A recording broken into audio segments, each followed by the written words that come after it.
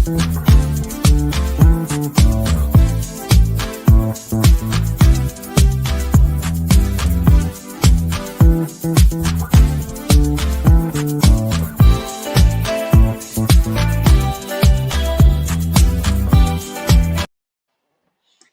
y'all, what's up? What's up? Happy Sunday. Happy Sunday. I hope you all enjoying yourself and hope you all had a great week. We are back for Missile Talks and Missile Social Corner later on today. And I'm gonna talk about a little bit about the Missile Social Corner and see what y'all want me to do for that one. All right, so you call it time because it's not gonna be no panel, fortunately. So maybe I can push it up earlier if y'all agree, if y'all want that, or I can keep it at 10 o'clock. It's up to y'all. But Mr. 14, subscribe to my channel if you have not subscribed. Mr. 14 right there. Hit that red button, subscribe button, hit that notification bell, and click the thumbs up that you like this video so let everybody know about me and us well, and share my videos out there. That's how the only way, hopefully, I get better and get more eyes to my channel. Instagram is Mrs. Grown. Twitter is Time_Grown. And my Discord is Mr. 14, #3488. And the link to my Discord is down below in my description box. I'm very active in each of these platforms. So if you can't reach out with me on YouTube, you can reach out with me any other stuff, and I will respond. If I don't respond right away, I definitely will respond. Ask anybody who's on my platform. I am active. All right, y'all, let me get on because, this Wi-Fi signal will be acting up every time.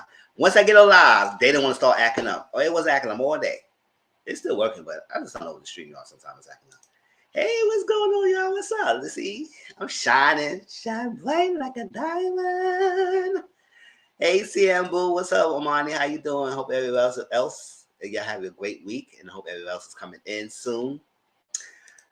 Oh, child, we'll get into that Love and Marriage Huntsville because, baby, I got some things to say about these people. Especially that Destiny, her Dusty behind. But we'll get into that. Let me turn this thing off. If you see me turn my camera, it's because of the Wi-Fi signal. I'm trying to make sure it does well. Hey, Amber, what's up, Armand? Oh, yes, Fan Fiancé. That's the first topic we're going to talk about. Fan Fiancé. Child. That Fan Fiancé. And fun fact, a little tea. The brother of the groom wanted to go join his live. I mean, I don't think it was an interview style, but I sent him a link and said you could join the chat and give him some tea if you want to get some details. And we'll see how it goes because we'll see if he comes in through or not. But that's the brother. He hit my Twitter. He saw my Twitter. He said, "Can I join?" And I said, "You can come over, welcome to the chat." And then if he got into tea, maybe I'll share them here, but can't wait for you. Oh, yes.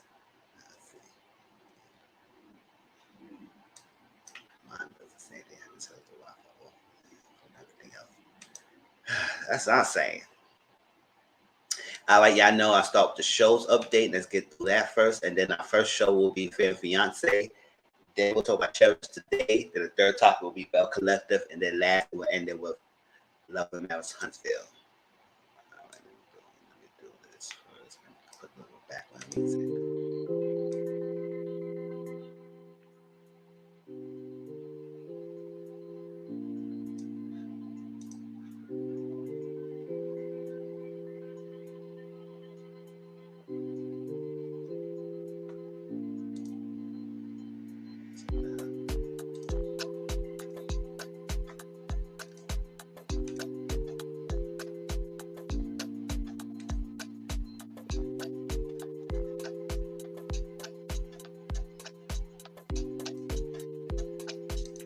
Yeah, Cherish Today is good.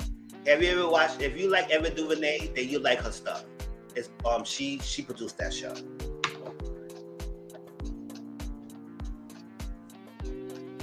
We're gonna talk about it.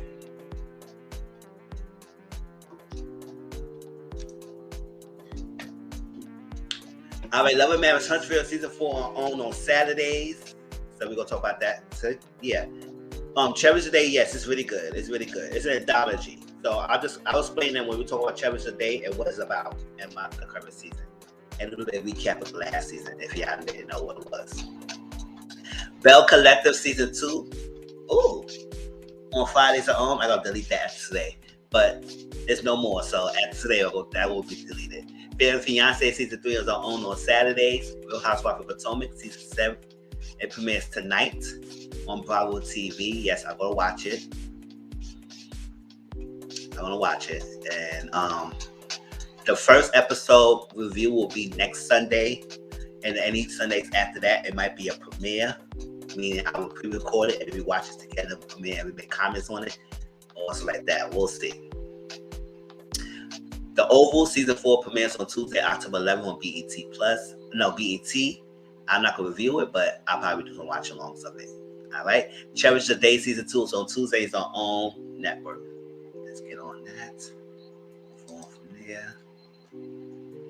Ink Master. I didn't forget about that, y'all. I still won't do watch alongs for that, but I'm watching other shows right now. The Ink Master on season 14 on Paramount Plus. If you have Paramount Plus, the new season's up. All new judges. The contestants are all people of previous seasons, so they all battling out for the prize. All right, and a new host as well, I think. So I said, all right, I'm gonna give everybody else a break, and I know All American tomorrow. I had never watched that show. I had never watched All American, and not because I don't think it's bad. I just had never watched it. And I don't think I want to start from the beginning just to catch up either. So I might just let it go. Love is Blind season 3 premieres on Wednesday, October 19th on Netflix. So yes, we're gonna watch it, y'all. And then after a few episodes, like we did last season, we'll discuss it. The Sinner season 4 premieres on Thursday, October 15th. On Netflix. And I can't wait to watch that because The Sinner is really good, y'all. Like I said, if you haven't watched The Sinner, please watch The Sinner on Netflix. It has all 3 seasons already so far. And I'm telling you that you do not need to watch the first season to watch the second season or third season. Each season is its own storyline. So you can jump whatever season you want to watch. Each season is based on a different person, the sinner, and the story and follow behind it. It's not who done it, it's their motive behind what they did. And that's the story. That's what makes it interesting. All right. The School for Good and Evil premieres on Wednesday, October 19th on Netflix. Like I said, we will do watch-alongs on it, and we will discuss it. Because you look interested. I like magical stuff like that, shows like that. It reminds me of Once Upon a Time. It reminds me of that. So if it's good, we'll discuss it. The Mole premieres. It really premiered. It premiered this past Friday. It's on Netflix. If y'all have not watched The Mole yet, this reboot is everything. I mean, it's quick. We're going to talk about it next Sunday. Will be Mr. Social Corner, and we're going to talk about The Mole. And so I hope everybody will get to watch it because I need y'all to watch it so they know what to talk about. So if y'all want to do watch-alongs with me, let me know. I'll get on Discord. We can do watch-alongs in The Mole. But it's good. So far, right now, I got 5 episodes out right now. Then this next Friday will be 3 more episodes, and the following Friday will be the last 2 episodes. And we all 10 episodes together. Because I know what's up with these contestants. Because I was like, y'all making the Mole job very easy. The hell, all y'all want to put suspicions to yourself to throw out the game. I said, I don't know what the hell y'all trying to do. Because at the end of the day, y'all trying to make money. Don't try to lose money. But I don't know how y'all playing the game. Yeah. Y'all do all that just to get less than $10,000 in a pot. Child, y'all dumb if y'all gonna do all that. But we don't know. We'll see. Wednesday premieres on Netflix on November 23rd. I can't wait for that. And that's it. Remember, this month of Thursday nights is a scary horror movie night. So this past Thursday we watched the Hocus Pocus 2.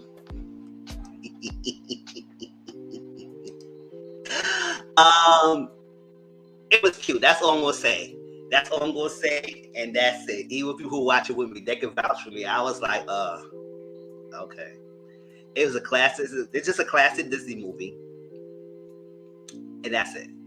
It gave nostalgia. The only thing I liked about it was nostalgia of seeing the characters again, the witches again, and everything. That's the only thing. But other than that, all right, whatever.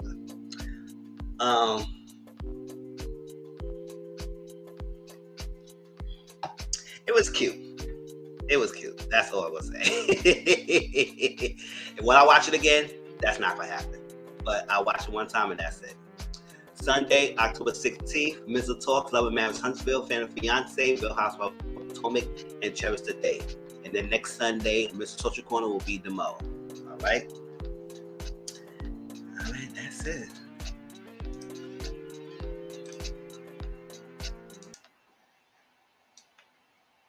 All right, let's go, Fan and Fiancé. Let's do that first. Yeah, maybe we got these phone and everything on. Turn that off.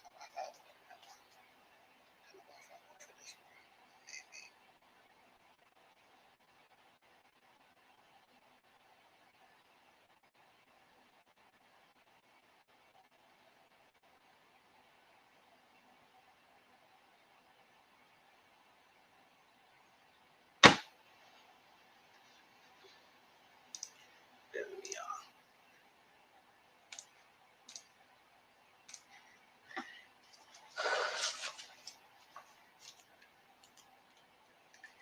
Fan and Fiancé. Shall.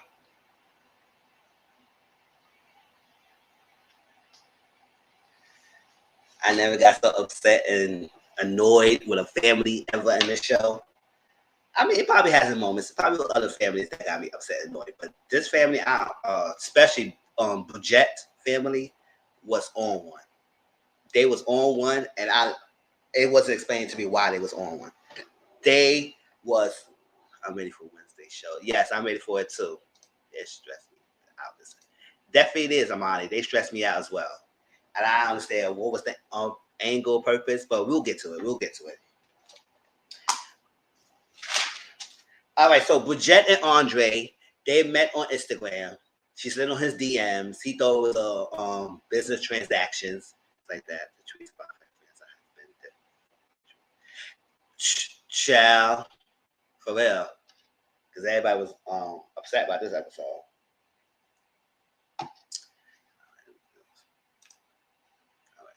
They was on one. So Bridget and Andre, they met on Instagram. She sent on her DMs and everything, and I guess she thought it was a business transaction, but they started dating, and they've been in together for 3 months before they got engaged. I would say, okay, why is the rush? I don't understand the rush, but it's not my relationship. It's not my relationship, so I don't really care. So it was 3 months, and then they got engaged, but throughout the 3 months, they only really saw each other in person, face to face, 3 times. And most of the time was on FaceTime. She lived in California. He lived in St. Louis, Missouri. And I said, okay, how does this work? How does this work? She eventually going to move to Missouri with him soon. But I was like, okay, so y'all really barely see each other. It was only 3 months. Y'all only saw each other 3 times. Got engaged. But they're not getting quick to get married. They is holding the engagement back further. So it's not like they're getting married real quickly. It's just that the engagement is quickly. But they still cultivate a relationship and get to know each other before they get walked down the aisle and get married. I said, okay, whatever, it's cool. But it still was quick as engagement. But hey, it is what it is. That's their relationship. Oh, their mom, yes, we'll get to that mom in a minute. She was something else. That whole family was something else. Not just the mom. Her whole side of the family was on one. And they all pissed me off. Right, and they also practice abstinence. Now, that's something she was taught growing up to practice abstinence and after this. Yes, exactly. She was taught growing up to practice abstinence before marriage, and that's what she's trying to stick to. And she said it was surprising that she didn't bring this up at first. He brought it up to her before she even said anything about abstinence. So that's what should make her really like the guy, because it seems like they're compatible in that kind of abstinence, in that aspect. And that's that. So he think that her family misunderstood him, don't understand who he is or where he's from and how he's doing. They have this frequency notions about him, and that's that. And she was saying that her family, hey Toy, how you doing, boo? Thank you, boo. What's up? Yes. So she said her family was close until the passing of her father, and then they're not close anymore. And I said, oh, okay, we'll see how this goes. All right. But keep in mind about that. I put close in quotes because we will see what that's about. Because that's not what is shown in this episode. But she said her family was close to before they passed along, and now it's not as close as she was. And it gets to me when I was looking at Bridget. She seemed like she was trying to like break free of something, but it's like she don't speak to her family that much, or she don't even talk her mother about things because she kind of afraid or something. And it's something about that, especially when she went on counseling later on with the session with Dr. Alley. So the counselor could see that something was not being said between the family members that is there, but nobody want to talk about it. And that's what was holding her back. Because I would say something about her was holding her back. Uh-huh. Yes.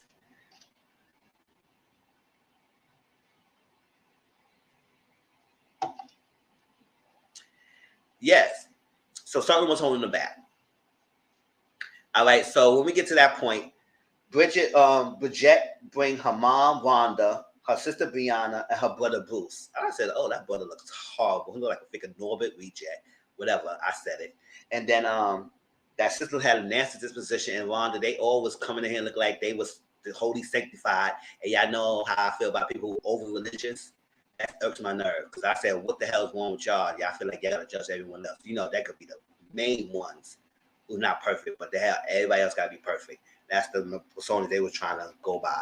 But we get to that in a minute. Andre, his mom Melanie, his brother Aaron, and his best friend Chris. And I remember I told you in the beginning of this live that Aaron said he wanted to join the live, so I sent him the link. So I don't know what is he coming in or he joined the chat, whatever, but it's on him. And it was that. To me, Andre's side of the family wasn't bad. They were trying to get to know Bridget and all that stuff like that, because the family didn't really interact and know each other like that. But they were trying to get to know her and see what's this. Because the only concern they had was like it was being fast, or y'all ready. Is it something y'all capable of, or y'all be able to stand in a marriage and be in a relationship together, or y'all compatible? That's some of the stuff that they was bringing up and everything. And Bridget family just trying to understand him and see what's going on. Are they ready? So Bridget came up and mentioned something how the mom or something like that felt some way about the room situation. And that's one thing that pissed me off. I said, these two people right here, this is Bridget and this is Andre, are grown individuals. Grown as individuals. And the bed and where she sleep at was a topic of conversation throughout the episode. I was like, why is y'all so pressed about this bed situation? Where she's sleeping at? Because they would practice abstinence, they make it seem like the man and woman should not share the same bed until they get married. I said, who told you that? Who told you that? They are whole engaged and fiancés up in here. It's 2022. We don't got time for that. Who told you that they cannot share the same bed and they can still do abstinence? The act of abstinence is self-control. That doesn't mean other forms of intimacy is not in play when you practice abstinence. Cuddling, hugging, kissing, it's like that. The only about abstinence is like you don't take it further to the intercourse level when you penetrate. Other than that, abstinence is abstinence, and you can still be in the same bed and still practice abstinence before we're married. So why are we giving that? Oh, she can't sleep in the same bed. So the mom was giving, oh, why? Where you sleeping at? If she's sleeping in the same bed with you in this house, I'm not staying there. I said, oh, bye. They buy then. They buy. Because what we're not gonna do here is act like we are teenagers up in this house, and you shun me like I'm living in your house.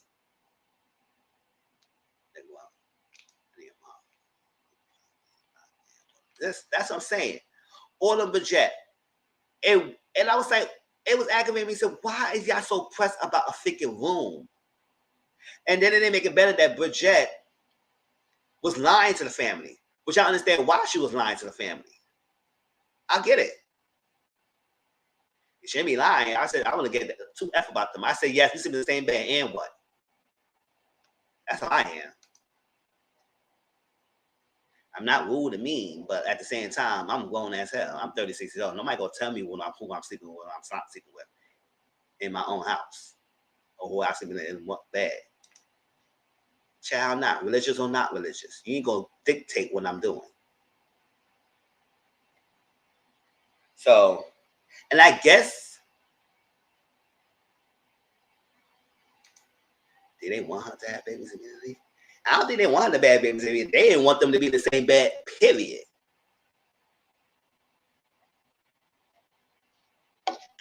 Because they was like, why y'all sleeping in the same bed? That's rude. That's messed up. Because I guess when Bridget family came in, I guess Bridget said, oh, we're going to talk about it, something like that. And it made the mom feel type of way about that.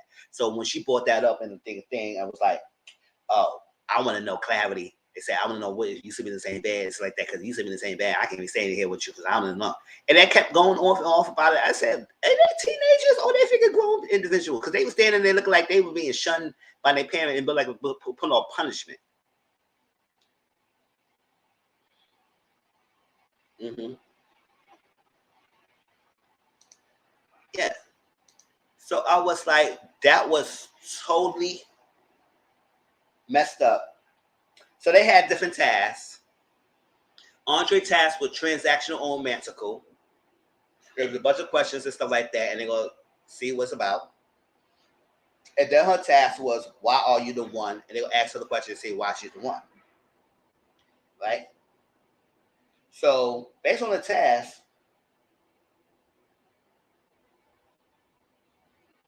all right, so basically the task, they said they're going to wait for marriage to next year. And Andre told the family that he knows the family more or better than they know is her. And when I time looking at that, I was like, oh, that's not something he could have said that. Because now they're going to have an issue with that. And I was saying, yeah, they're going to probably bring that up. Because they're going to definitely have an issue with you telling me why I have an issue. Why do you know me better than I know my own daughter and like all my sisters like that? Because I said, maybe she talks. Maybe she talks to her because her fiance about things that y'all don't understand. And for y'all to be so damn close, like you say it was, and you don't know all the stuff was going on, that screams that y'all close. Screams y'all put them up the front and make it seem like y'all are. But how close are y'all? Define the closeness. Because if you define closeness, why y'all not really speaking to each other? Why she have to lie to you? Why you coming in here being all judgy and critical of Bridget? And so what? If she decides to go to Missouri, that's her decision. Why y'all feel like it's y'all decision? And they also make it seem like she's not ready. Oh, she's not ready. She's not this. She can't be she can't be a wife. Yeah, she don't understand. She don't have assistance in her life. So I was like, why y'all make it seem like she has been so freaking sheltered? Well, we get to that in a minute. To the point that she don't know what to do for herself. It seemed like y'all were trying to control this lady. And that's what it was. That's what it was. And I was saying, why exactly y'all so hell-bent of trying to control everything? So they feel type of way about that. So she lied about the sleeping arrangement to say this way, and then that way Andre mentions that, oh, they slept in the same bed. Which I was like, and what's wrong with that? I said, I don't understand that because in the life of me in this episode, they were so hell bent about that. And I said, I don't care, y'all religious, so what? Whatever. Don't come to me, y'all, because I really don't care. But I was like, what is the point of that? What is y'all issue? And I'm mad they didn't really get to the root of it. Is it only because you're religion or what?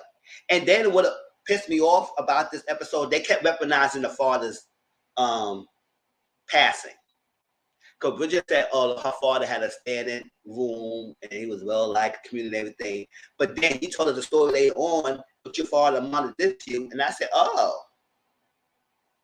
So he was trying to atone for his sins for what he did to you. We get to that in a minute. But I was like, talking here, guys. Yeah. Yes. Yeah. Okay. I was like, this is ridiculous. And they said if the father wasn't here, it wouldn't be acceptable. If the father wasn't here, it wouldn't have been acceptable. Father, I was saying he's not here. So why y'all keep throwing it out there? He's not there. So and what? When y'all putting it out there in that statement, y'all making it seem like he was very controlling just as much the mom was. So y'all making it seem, okay, so Bridget decided to speak up and move out from the family thumbs. Now you have an issue about that? Get out my face. Keep throwing the father was here, father was here. Y'all sound so freaking pathetic little freaking individuals bringing that fathers around.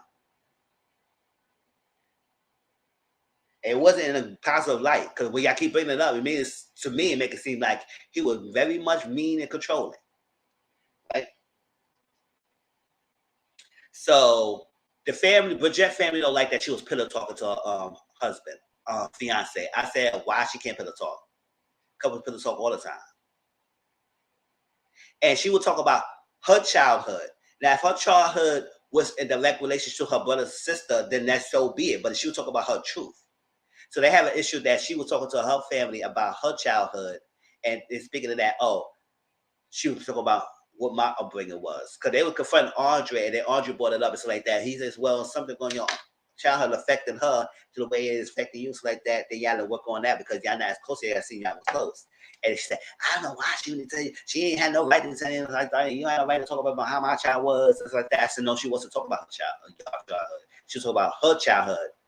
And you just have to be in that freaking scenario, on that story, as her siblings.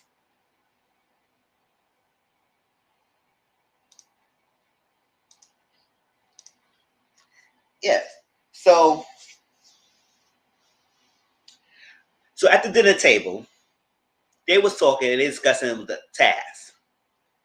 And not before that, the mom and Bridget was talking because Bridget was telling her mom that she didn't like the comment that her mom brought up about the womb situation in front of the people because it felt a way about that.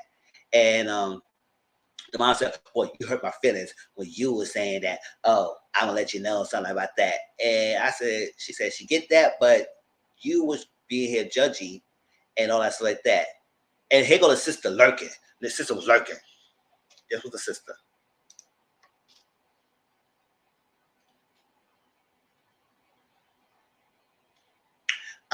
Is this conversational, constructive? I said, why is your business? Why are you looking around eavesdropping? Why your damn business is going somewhere else? They have a whole conversation. You trying to interrupt the situation and trying to put your foot in. I would say her sister had a nasty disposition and energy throughout this episode, and it was given like, what, girl? Like, what's your jigs about your sister? Like, what's up? What's up with that? Because you had a nasty energy.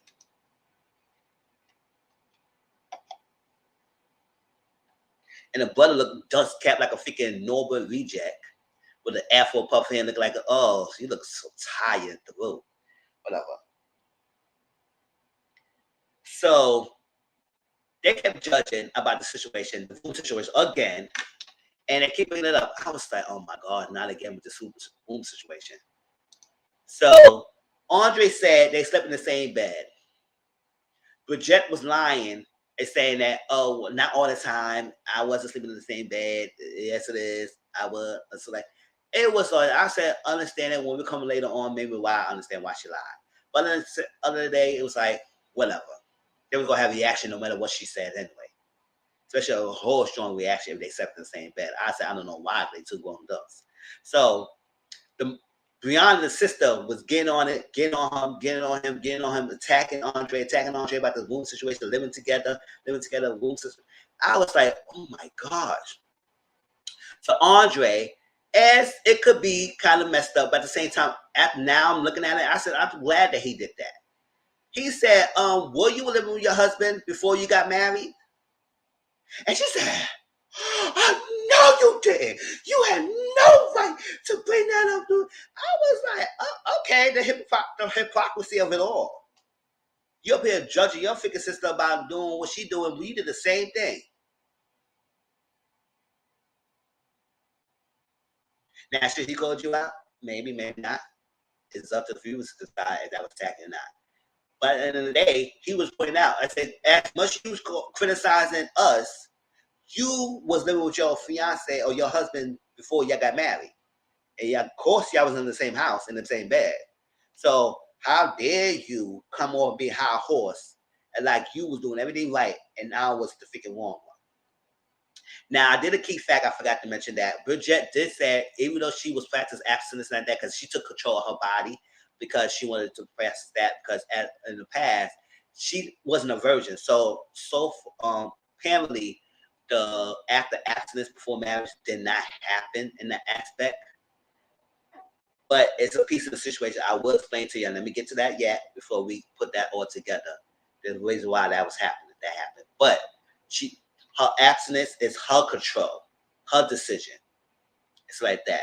And the pair with a husband or fiance that had the same mindset, it made it easier for her to be comfortable with the man that she's about to love or be married. It's like that because they had the same thing. All right. And the sister was upset. Yeah, later on, Andre apologized, but I wouldn't apologize for nothing. I would say, oh, okay. She and her feelings. Whatever. You don't come to attack a grown man, expect me to freaking apologize to you, and you don't want to apologize. And they did all this stuff, but want the other person to apologize to them like they didn't do what they want, and they want to take no accountability for what their action was. I was like, get out my face. Get out my face. So Bridget finally told her mom, what's up? I said, you know what? She had to get it out. She said, you know what? The reason why I was doing all this is because I don't feel love and support from you. I never feel love and supported from you. I always do what you got to say and everything, but you don't love me. You don't hear me out. You don't say nothing like that. The mom sitting like a stoic.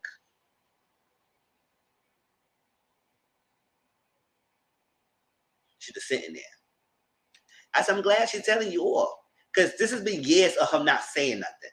Years of holding it in. Years of holding it in. And now Bridget is doing her own thing and y'all can't take it.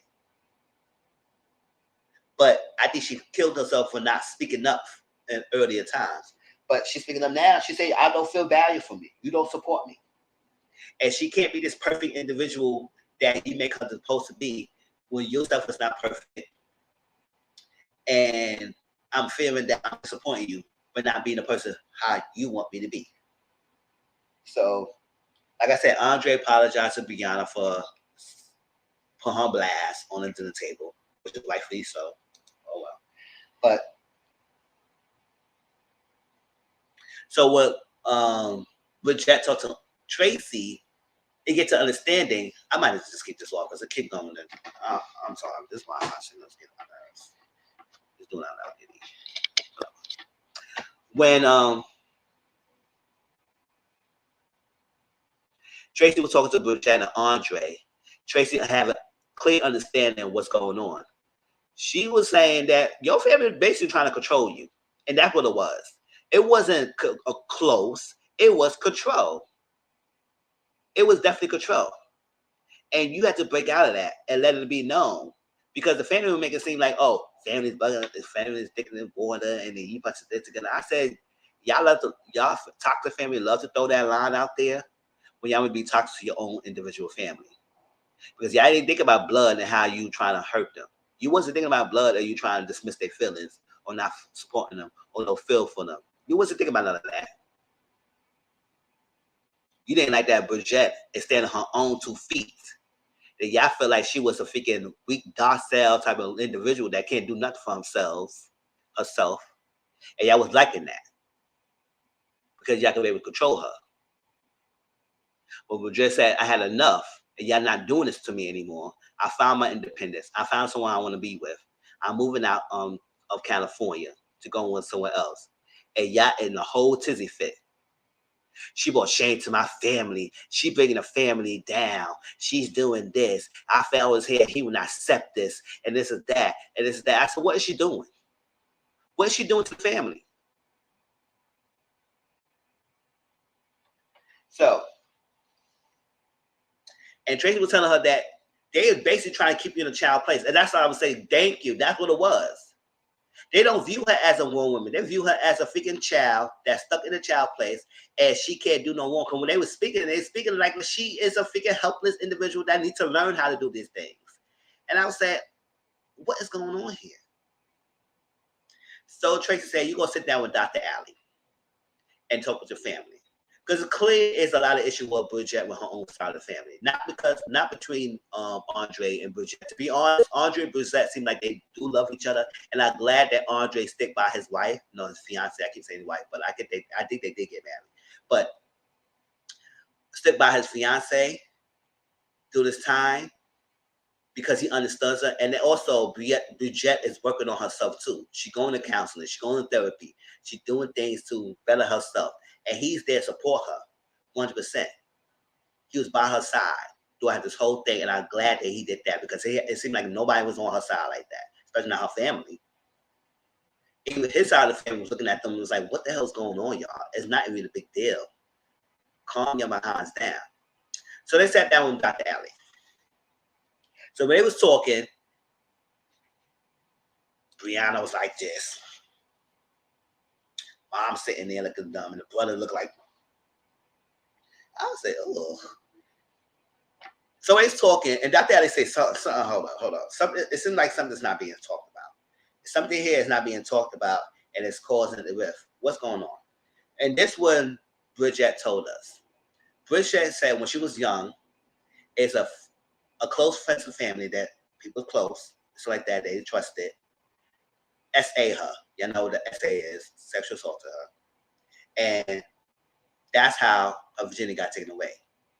It wasn't her right, it wasn't her thing, it wasn't her choice. It got taken away from her. So yes, afterwards she did like have sex with other people. It's because I think she just felt like she's given away. Somebody took it away from me, so why not? Whatever. It's not mine. Until she had to spend the mindset, her own self, to say, you know what, I'm taking control of my own body.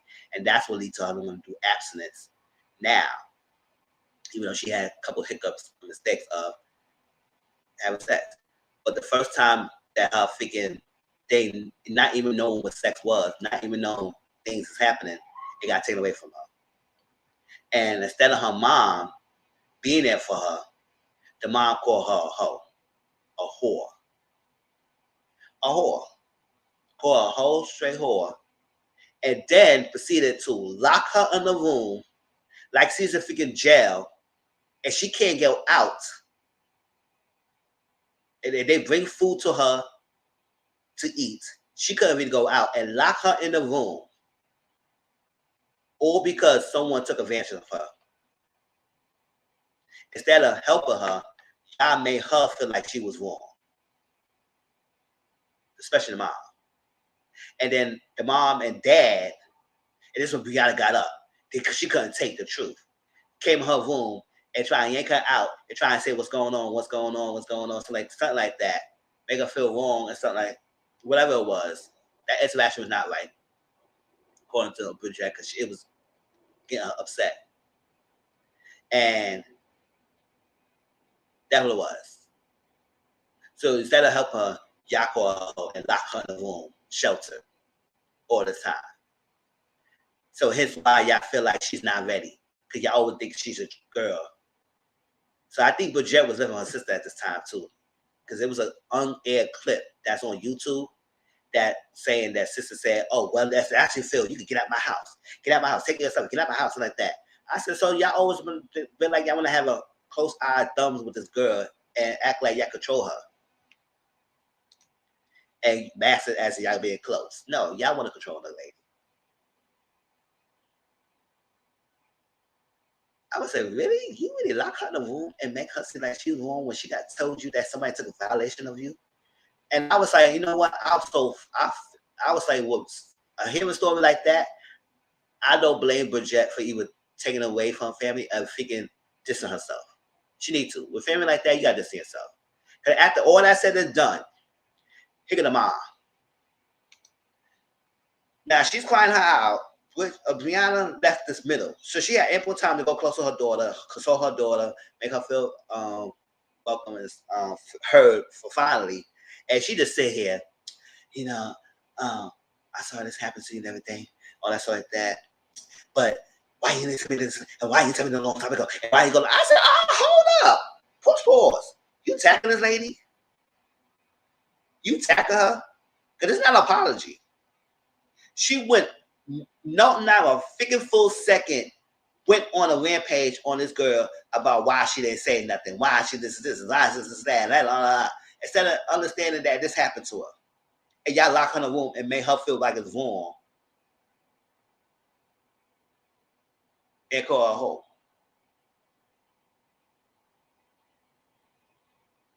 And not, and understanding, and not shaming, and not figure going against the guy who did this to her. It was on her. So even I was glad that Dr. Adams said, we ain't doing that. That's not an apology. We go take it to this room and keep it like this. You're not taking that to the room because you're going backwards. So Bridget comes to the point, she said, you know what, this is not working out. Because his daughter came back, she's still fuming. Oh, like I said, girl, what's your anger is? Take that to yourself. Take it on yourself, everything, whatever. Whatever relationship you have with your father and everything, this happened. This is her truth. It's her truth. So whether you like it or not, whatever, that's on you. The mom knows it's true because she's sitting there, know that was the truth. So you cannot say she was lying. Right?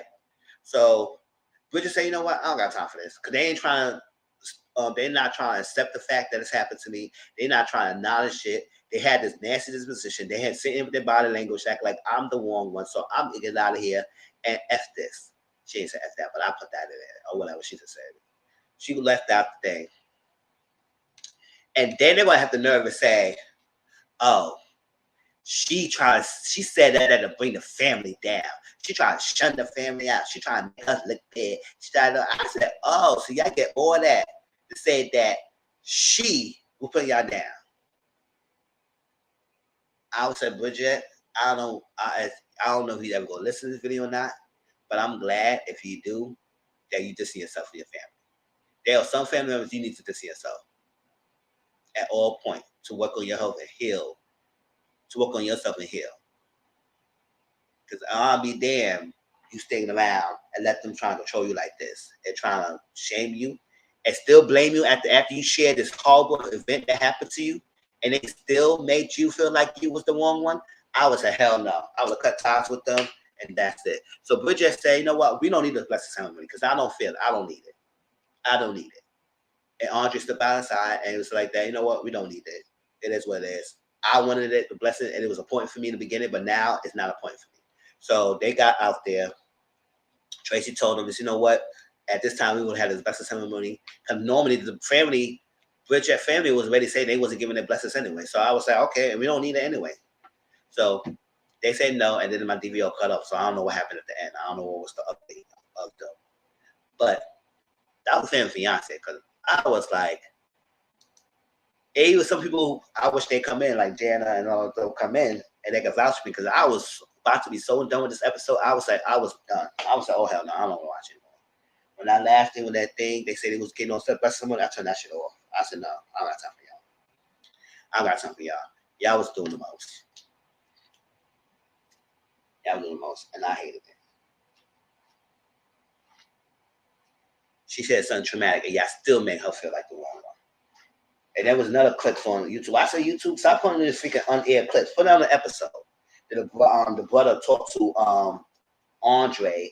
He said, I was very disappointed what you did to Brianna and this is that. And my father was here and he would not accept that. I said, what the fuck your father gonna do? What is up? Hey, Brittany Boo. What the fuck your father gonna do? Yes, I'm cursing. What the fuck he will do? Because you up here, y'all all here throwing him at the father and making this weaponizing him like he gonna do something. He's not here. So what's up? If I'm Andre, I would cuss his fat ass up and get out the way. Get out. Oh yeah, I'm on one today. They're gonna be upset. That's why I got this first, and then we get to the other stuff.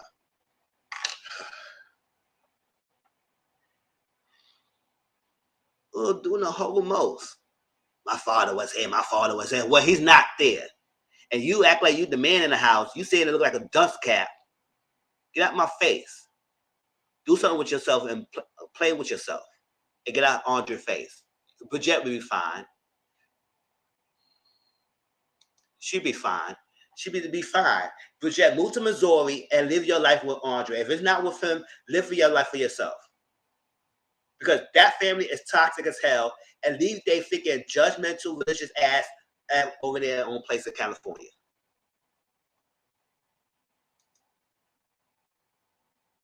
Yeah. Sound like they did. Exactly.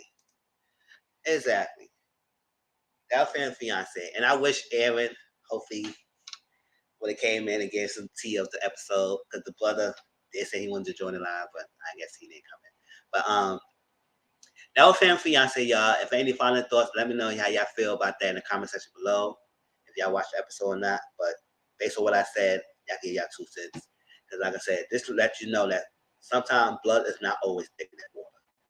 Sometimes blood needs to be cut off. It needs to be cut off. Point period. All right, that's fan fiance. Especially the nasty, rude, judgmental family types who think that they shit don't stink. They'll come after me. I said, how I am now, my family support me. I love my family and everything. But if they ever trying to come after me, judge me, no. They know I am. I'm peace over here. I'm in Harlem for a reason. They in Brooklyn. I could just give up with even be in my own. They need me more than I need them. Don't play me. That's my truth.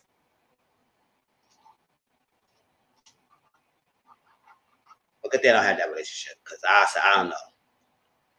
But at the same time, I know how I am. I'll choose myself at the end of the day. Nobody needs family like that. All right, let's move on to Cherish the Day. I got off my little consecutivity. I had to put one more in, but it is what it is. It's Cherish Day. Let me share this little clip. This picture.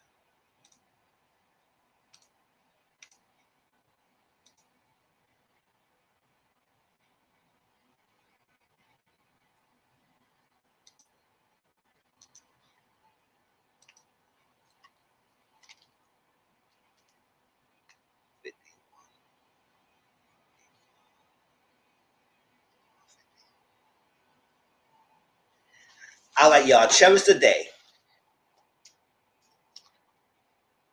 Like I said, some people will be asking me what shows I do like to watch. Because I tell you, I do like to watch a lot of psych thrillers. I do watch reality TV show that much, but I don't really watch reality TV show like that. I do like to watch a lot of drama shows, a lot of mystery shows, and stuff like that. And some love stories like this. So that's what sometimes I review things. It may not be what other people review, which I like it. Because sometimes I can be different. I don't want to be like everybody else. It's like that. But Cherish the Day is by Ava DuVernay. If y'all know, she's a really good producer. She does a lot of shows in partnership with her own. But she has this. If y'all watch Queen Sugar, she also a producer of that. And like I said, I do like Queen Sugar, but I had stopped watching it. Not because it's horrible. Queen Sugar is a great show. If y'all want to watch it, y'all watch it. It is that it's got too emotional heavy at a point to the point I just don't care take in that emotional heaviness of that show. But the acting is great, the characters are great, storylines are good. If y'all want to watch a good show, Queen Sugar is a good show. It's just that at this moment, I cannot watch the show right now because it's too emotional heavy. But other than that, that's a good show if you want to watch it. So Cherish the Day is more lighter notes. It's a love stories. And I like that. It's an anthology. It means that each season is its own season, its own set of different storylines. So it's not going to be a continuation like the first couple in the first season one, not going to come back again in season 3 or 4. Each anthology series will be their own set of love stories. And I think the first season was 8 episodes, and I think it might keep that same format. We'll see. And what makes it great is that each episode, it lasts for a single day. It's not like the whole season is a single day, but it's like each episode is like a whole day of what happened in the morning, and the afternoon, the nighttime. Then the next episode start over again. So it's this love story of connecting two people, different clowns, and see if love can win at the end. That's what called Cherish a Day, and I love it. So if y'all didn't know, first season was about a guy named Evan and what's the name?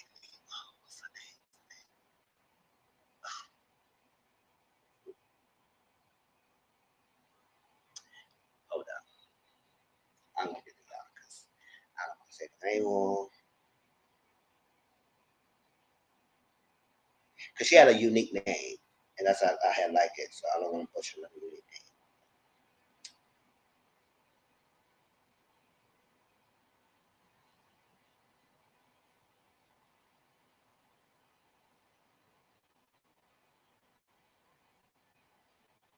Yeah, Gently. That's what it was. Gently. Okay.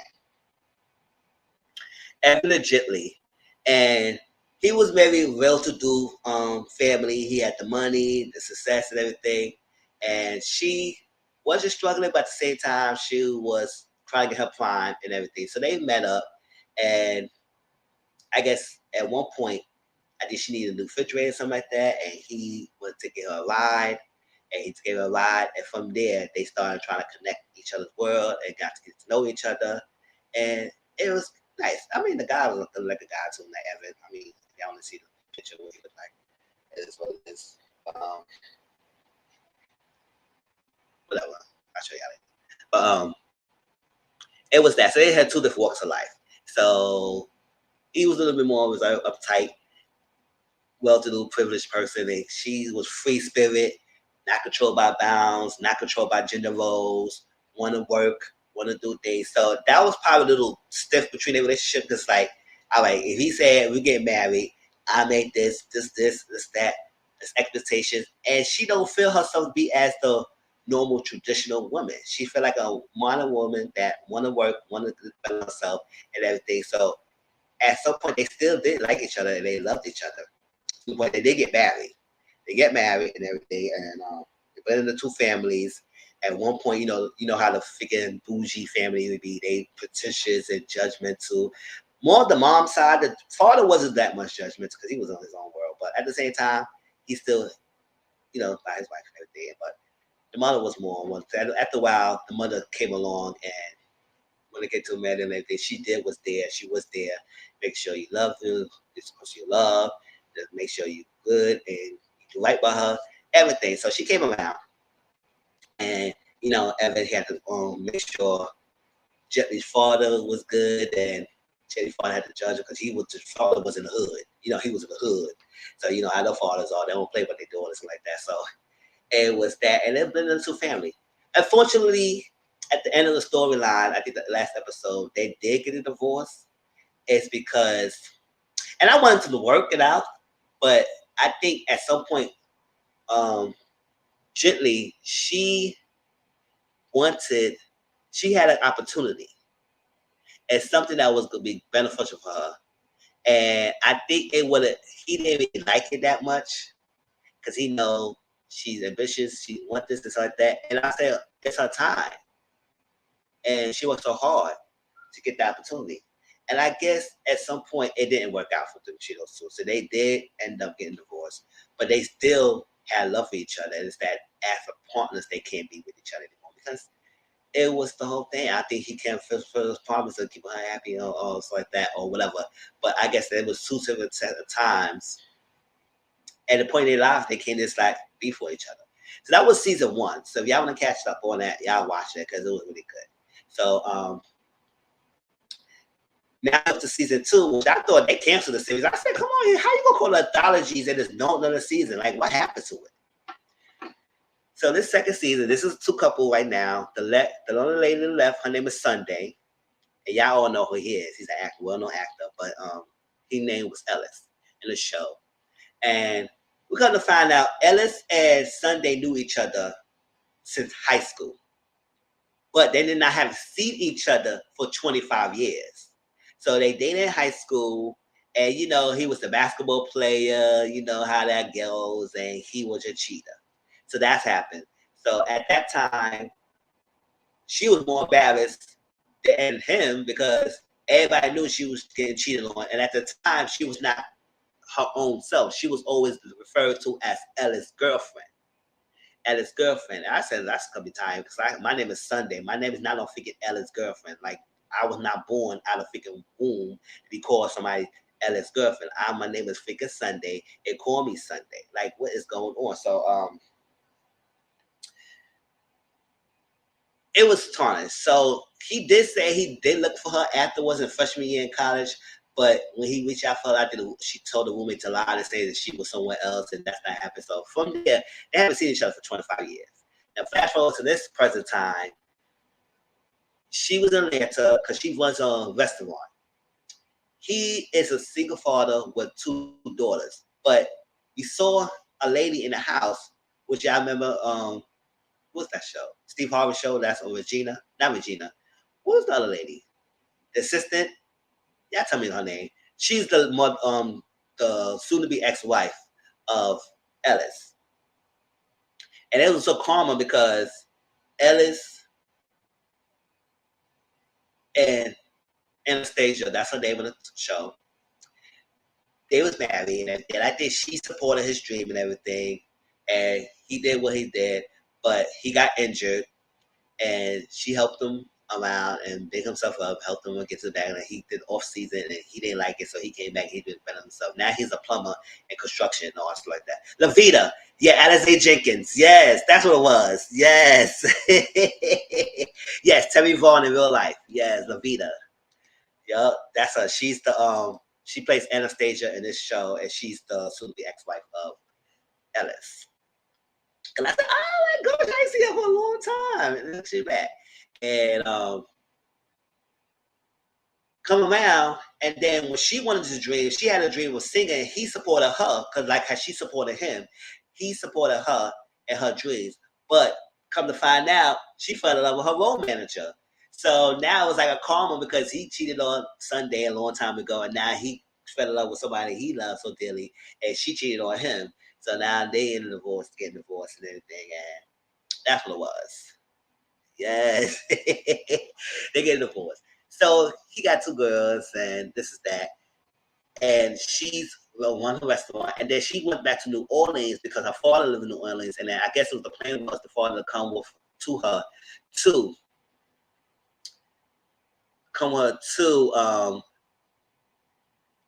Atlanta.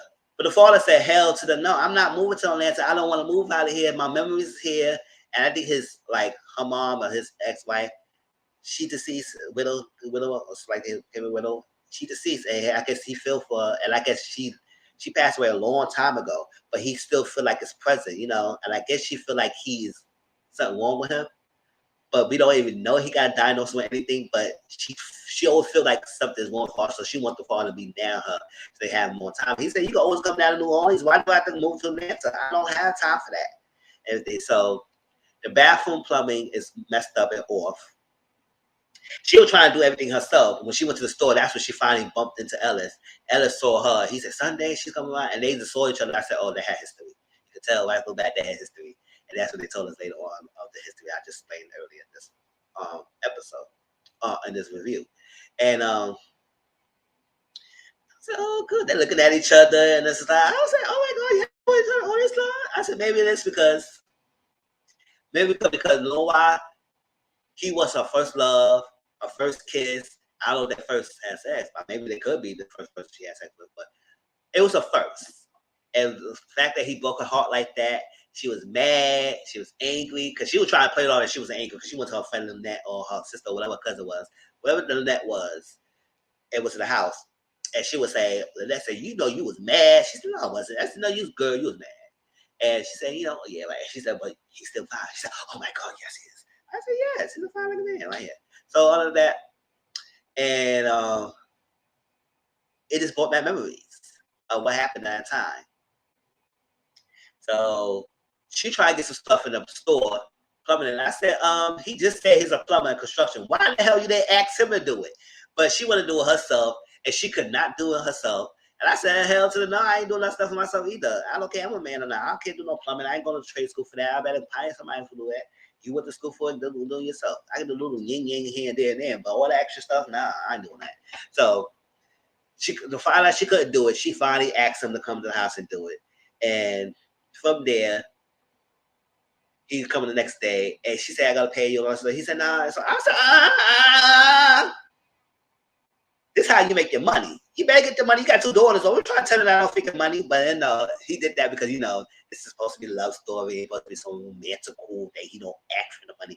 He did this for a favor because I guess it was like an apology for him because he said he wanted to see her because he wanted to apologize for all the time how he did her, how he hurt her in the past. So I guess it was like his way for the sake of apology. But I said, no, you still got to get paid for your services. But he said, you know what? She said, let me get you some Snowball as a payment of services since you want to be like all whore and then you don't want the money. And he said, you know what? That's a good payment. I said, oh, okay, that's cute. But you make it pay for your services, do a lot of plumbing work for her, but whatever. It's a cute story. That's what the storyline became. So she paid him for snowballs, and he liked that because I guess that was like a thing in the past. That was maybe his favorite dessert. And all that stuff. So they paid him snowball, and I got they ran up to somebody. I forgot his name, but they ran to somebody they used to know in high school and stuff. So they was doing other things. They sit down, ate the snowball, and like I said, went out to eat, and so then they started talking to each other, and they was explaining about their own individual lives. That's what he explained about how he got cheated on by his wife, or the ex-wife. So, because she assumed that it was married, which is might be slow. I would say he got 2 others. I didn't know that he might be married, but he about to be divorced and all that stuff. So I was like, oh, let me make sure that's really freaking done and over with before you start jumping down this bandwagon with this guy, because you cleared something away about how you destroyed feelings for him since high school.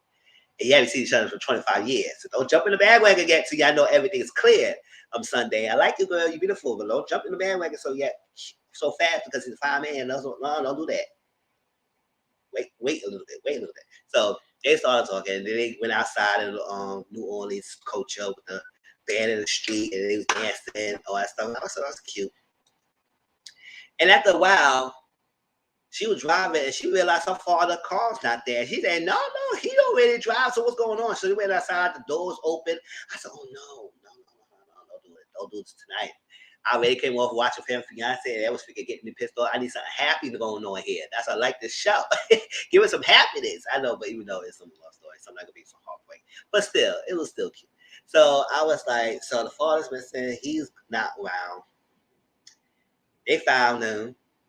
He was trying to go to the cemetery, and he's just sitting there like, okay, what's going on? And he said, I don't even want to go to Atlanta. You don't want trying to go to Atlanta. He's really getting pissed off. She's getting upset. And this is where Ellis sat down and talked to him about how he felt about he got daughters now, and I don't want my daughter to be mad at me and all that stuff. And he said, okay, I could drive. Let me drive you home with the car. And that's that. And he said could. So we'll see how that goes. And basically, I think that episode ended when I guess he hugged her and put a kiss on the forehead. Because I thought it was kiss. I said, don't push so fast with the kiss yet. Ease that in. Don't do it more quickly. So, but he kissed the forehead and he said, I'll see you the next day. Because I was like, it was really cute that he spent the whole day. Because that's what the name of the show called Cherish the Day. Each episode is in the span of a day. So each episode you will see them interact throughout the whole day in some shape or form, or at least their lives throughout the whole single day each day. And I was saying that was nice. And I said, don't you got 2 daughters? Like, where they at? And they with the mom or something? You spent the whole day. I saw this though you try to rekindle your freaking your lost love. But hey, go on to your daughters over there. So he went home. And he was in the couch. His daughter was sleeping. And she was home too. And she texted me, thank you for the day. I appreciate your love. I appreciate the support. I appreciate it with my daddy. I had a good time. And that's that. He liked the text and he smiled and she smiled. I said, oh, okay. We'll see how this goes. But my thing is, it's like, for the rest of the season, we'll see how this plays out. how this plays out. I mean, I think she has a current boyfriend because I know when she was going to the airport, she kept kissing somebody in the car. He said, "Hold up." I said, "Why you gonna ask about the kiss?" Like, so I said, "All right." So she has a boyfriend. I think it's a boyfriend. I don't know, but I was like, that's why I said don't rush into it because I know you killing your feelings and stuff like that with this guy. He been like your first love, so it's possible that you may feel for him again. And she always thought that Ellis would be her number one forever, but that didn't happen. So I said, we will see how this situation with her boyfriend goes, and we're gonna see how the situation with him and his soon-to-be ex-wife goes, and how they blend in with the two daughters, how the daughters would take to Sunday if they decided to take this next step with each other, and if they should take the next step to each other. I mean, we will see how this journey goes. Whether this love story ends up with them being together, or this love story ends up not being together, and realize, you know what, we did all we can. It will be their trials and tribulations. There will be some tribulations going on the way, but I'm here for the ride. So hopefully this was enough to tell y'all to watch the show, and let y'all know what it's about. Hope I give enough to review it. Then y'all get a y'all took it like that. If not, y'all wait for my reviews, and I'll tell you what happened next episode. But let me read this little intro of what the show is about. All right.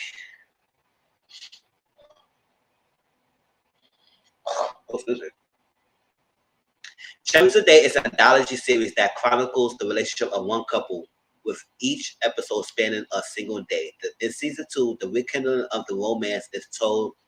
The love story of Ellis Henry Simmons and Sunday Joy Bryant, who fell in love in high school but found themselves reunited in beautiful New Orleans. Ellis is a former basketball player who is now a single father of 2, and Sunday is a vegan celebrity chef on the Cups of Fame. Each episode of the seasonal narrative unfolds in a single day to reveal significant moments in a relationship that compels us to hold true to oneself. We love from extraordinary to the everyday. Oh, that was cute. Yes. It sounds cute. Yes, it sounds cute. So I reviewed the last season, and that was one, and I reviewed a little bit. I reviewed this episode. So I will come back each week to give you an update of the episode, and hopefully y'all get to watch it with me in every shape, way, or form. I try to see if I could do this watch along on Wednesday afternoon because episodes on Tuesdays.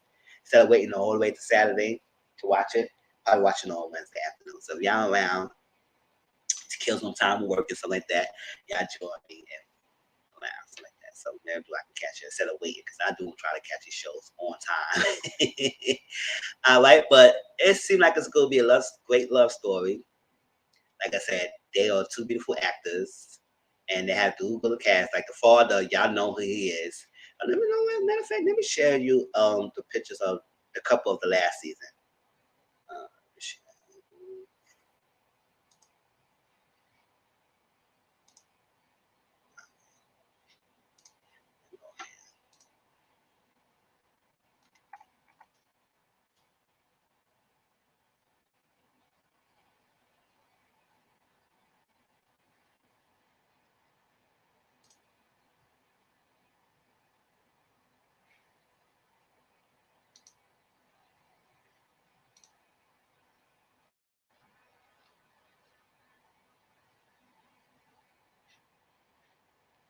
That was stupid.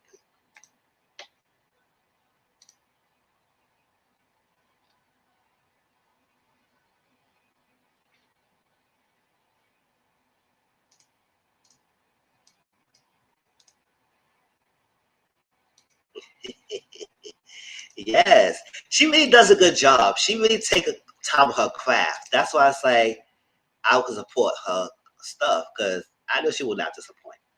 It is a love story in the music, in the atmosphere, the settings. It's great.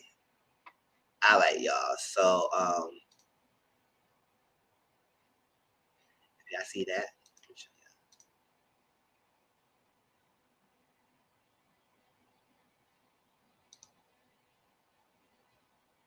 I mean, y'all know in the middle that's ever doing a. This was a guy named Evan.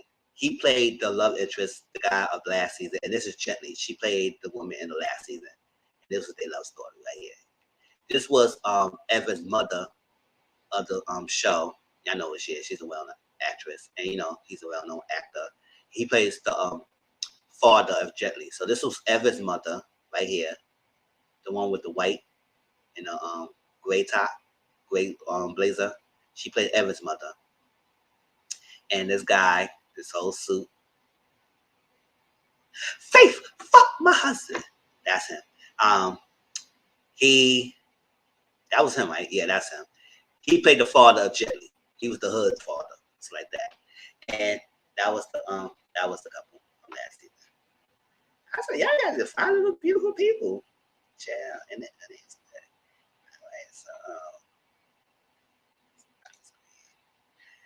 all right, let's move on to Belle Collective.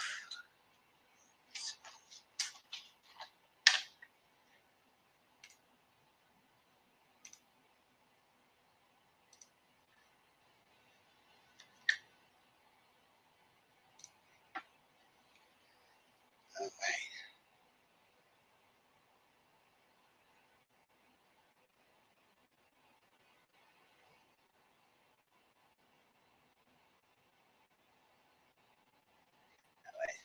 Replay game. Welcome back. Hopefully you like the button and share this out as well. And appreciate the support. All right, Belle Collective, y'all. What y'all think about this reunion? That was like, this reunion could be one part. I know they need to stress out this reunion, and it's not gonna be a long one part because I think the most of my part I gotta say is about Love and Marriage. So let's get to the Belle Collective real quickly.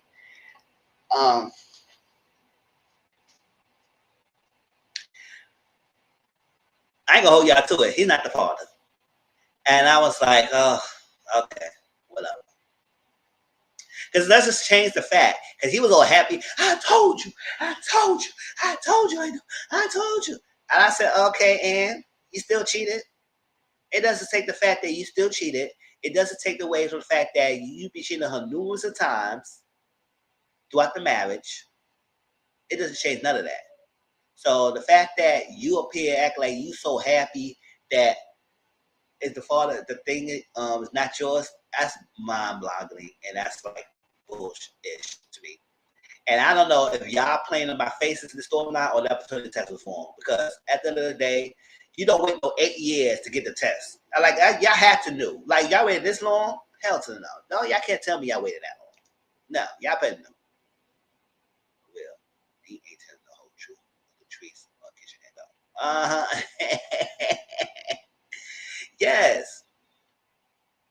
Yeah, it's like 8 years, and then you try to come in now.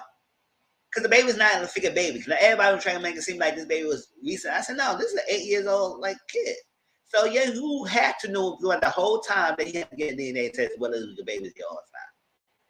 So now you're gonna try saying our faces, being all happy like this is going on, and now you say, oh, I know I can't rush you. I know I love you, and this is that. I know it's in your time. I can't put no time limit in your time. I said, that's not what you did in this whole season. You were trying to rush her to come back home. So now you can't put a time limit on her time, on her pain. You gotta wait. Obviously, you're gonna be waiting because you know she wasn't going anywhere and she's gonna come back. So you can wait as long as you want. Go ahead and wait. Because she's gonna be there anyway. She already said if the baby was yours or not, she was gonna stay by you. So I don't know why we doing all this crying and shit. Because I'm standing looking at the screen and I said, okay, y'all really crying. But she said, I said, all right.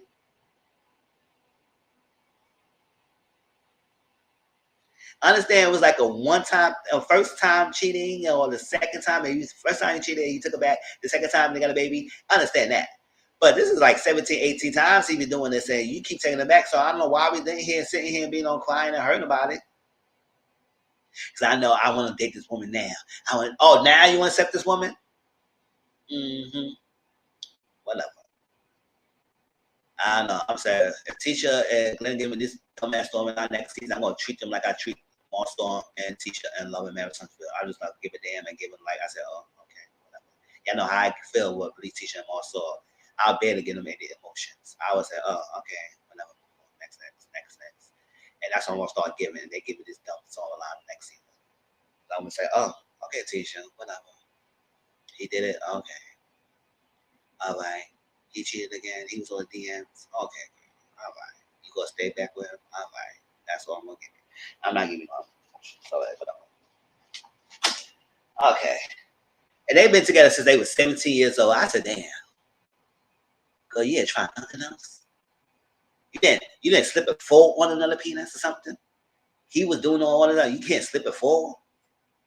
Oops, I fell on the penis. Like, come on, you can do something like that, girl. Spice up the relationship. Sure, you ain't going anywhere. He ain't going anywhere too. Spice it up. That's what I say. Really, really quiet. I was like, okay. I didn't know I was shaking. And you good, you know your leg was shaking. Or like,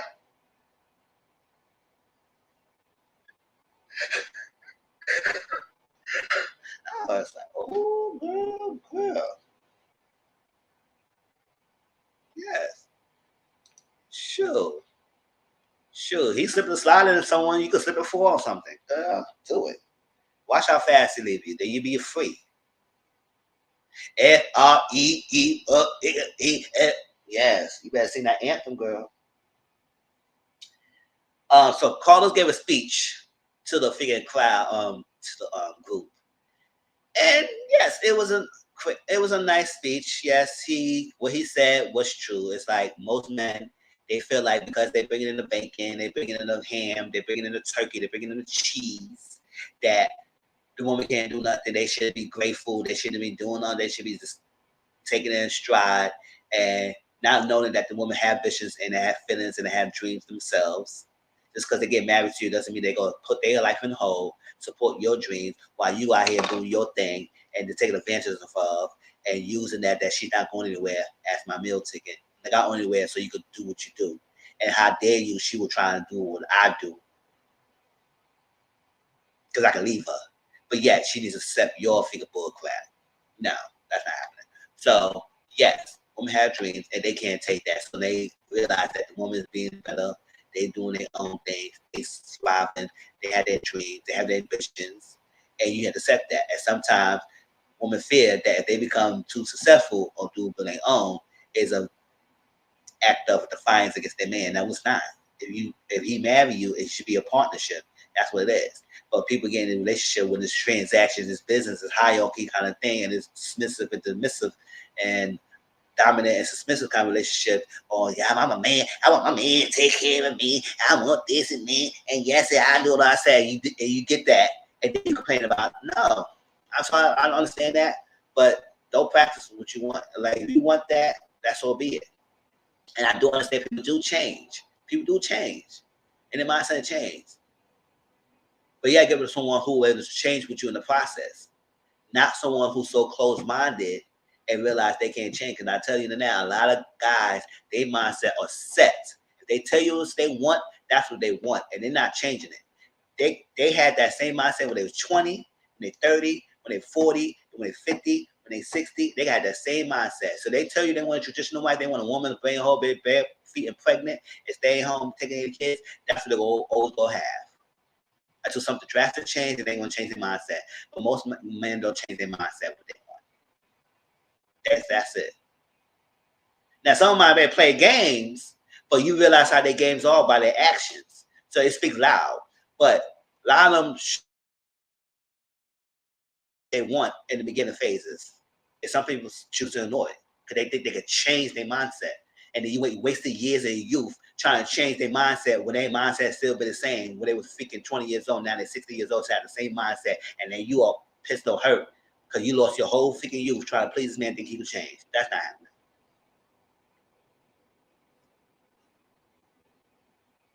And men can't take it. So that's what they're trying to do jumps, hoops, and gymnastics and mind tricks to keep you stay stagnant so you won't develop past them. And that's what they do, because especially they know that you capable. That's what they try to trap you. Yeah, people say men are dumb, but sometimes they're not really that dumb. Y'all making them seem. They know exactly what they're doing, and they know how to pull your strings.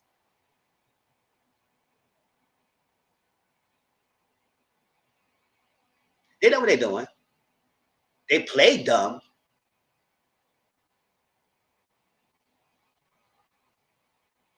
because they really love you. Y'all want to be with these dumb people.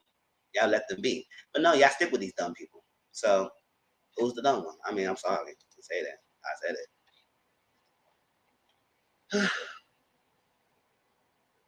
Just because y'all want to be alone. And that's a dangerous territory. I know I went the whole tangent, and Carlos ain't said none of that, but I put more on his perspective. But he just basically said that men sometimes they don't understand that women have dreams and values and they want to do better for themselves and like that. So they fear, they step out because they feel like the woman is changing. I said, okay. And then he choked up a little bit. I said, okay. All right. You want to have a little reunion moment, a therapy session? Okay, I like that. It's cute. But you said, "Oh, that's cute." No, Alicia, you wasn't leaving, so I don't know. He's a habitual cheater. So that's cute and all, but in Tisha's situation, it's either you accept the fact that he is that, or you move on to someone else. Don't keep crying if you're gonna keep going back. And Carlos, I speak for everyone. Nobody wasn't voting for the Petersons to be together. Everybody trying to say they should separate. But no, you want to speak for the people that you had. I know who imaginary people you seen, because I know on Twitter a lot of people were saying that. I would be on Twitter. So okay, I guess you got some freaking people that you saying that you telling you that they want together. Okay, whatever. All right, so another thing I was seeing on Twitter that everybody was saying that, oh, Cliff said, oh, yeah, I ain't sleep, but I was wide awake. And I said, oh, it must be funny because everybody was tweeting it. I looked at the episode. I said, okay, I see what he was trying to do. But it wasn't that funny to me. Everybody said. I said, okay. He was trying to be funny and cute. And I said, yes. He said, oh, I didn't sleep, but I was wide awake. Okay, yeah, dumbass. We know what the hell you were saying. But okay, whatever. But he did admit that he slept with one of JJ's ex. He said he did. It's a prime time. It's way before Letitia was even thought of, or Latrice was a young baby playing with toys when he was smacking and slapping around the state, whatever he was doing that. Well, that shit was not funny at all. Exactly.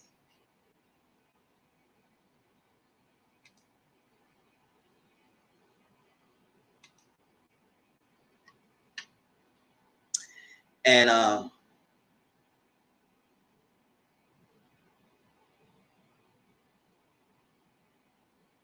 yes, he does was talking so bullshit. I was like, child.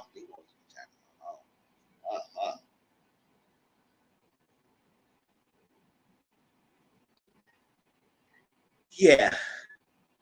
And he does mumble a lot of his words. I said, oh, that's what those have subtitles when he talk. I said, oh, Latrice, you love this little guy? Because he barely can't speak out his mouth. I said, oh.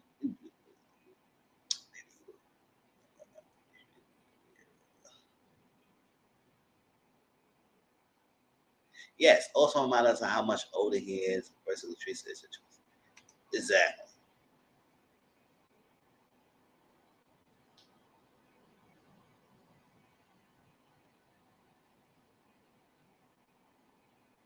Mm-hmm.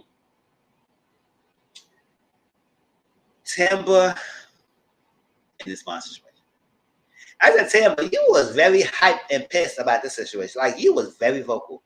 And that figure syllables, I speak in syllables because I'm Tampa Cherie and I speak in syllables and I enunciate every word. And that didn't come out this season, this episode. Say, she be lying with me because she got here. Get out. And I said, oh, okay, girl. All right, Tampa. So she basically saying that Tasha was lying. Yes. Oh my gosh. And I don't call him that. I call him Cliff. His name is Cliff, and I don't call him no daddy this episode. I know a lot of people was using the word daddy. I said, he's not daddy. He's Cliff. Call what it is.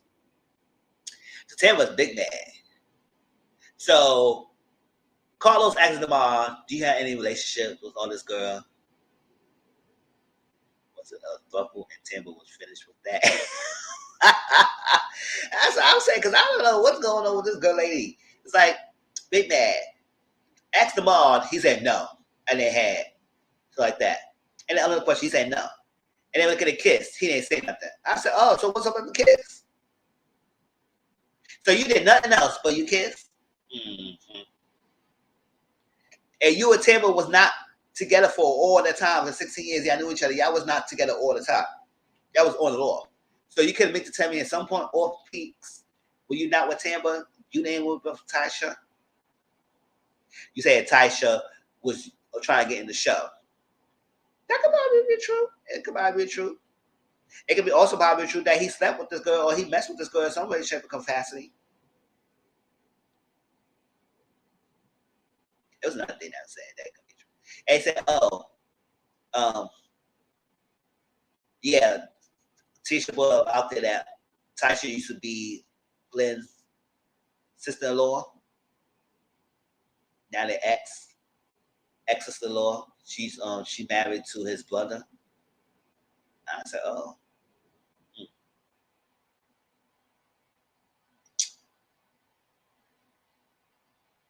It is ain't right. It is ain't right. And I said, okay, girl, so what up? She want to be in this good. She would have been in the show. It's the last season. All this like that. She was going to production and said she had dirt in everywhere. But I was like, okay, she had dirt in everyone. I mean, that could be possible. She probably went to production to try to get in the show. And she probably in the show in necessity. But doesn't mean that he didn't do anything with her either. He probably couldn't well just with this girl. And the fact that he couldn't answer the question. And it also was like, why so you easy to answer the question now? All season you were ducking the dodge like he was like a dodgeball expert. Boy, wow. So they asked Tampa, and they moved and they living together. She said, yes, I'm not going that hard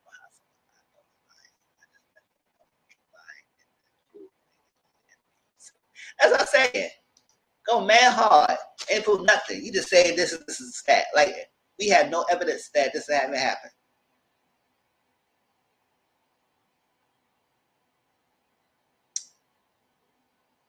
Yes. And she said, oh, yes, we live it together.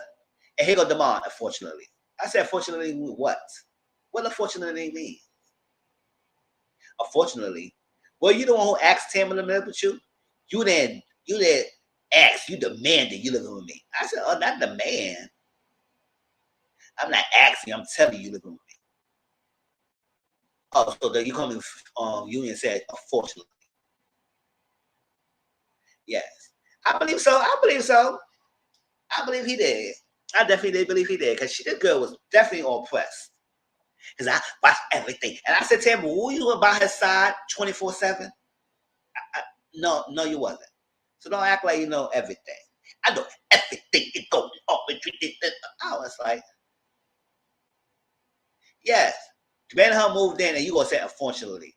If I went to Tampa, I was like, bitch. I had an airless attitude real quick. What do you mean, unfortunately? You don't ask me to move in. You was not joking. She said, I know where he getting that from because I was OCD and I got OCD so you got them. I said, girl, stop being chippy about it. Girl, he ain't said unfortunately because he had OCD. He said unfortunately because he felt type of way about that. He said maybe he should have invited you to move in too long because you were freaking job his freaking player kind of ways. You can't do nothing while you watching. Or it doesn't mean that you can still do something. Child, you can still be in the house. He can still cheat out. There ain't no shame in the game. So he said, fortunately, I said, oh, okay, that's something. And she tried to play it off. He said, oh, yeah, because I got OCD. Okay.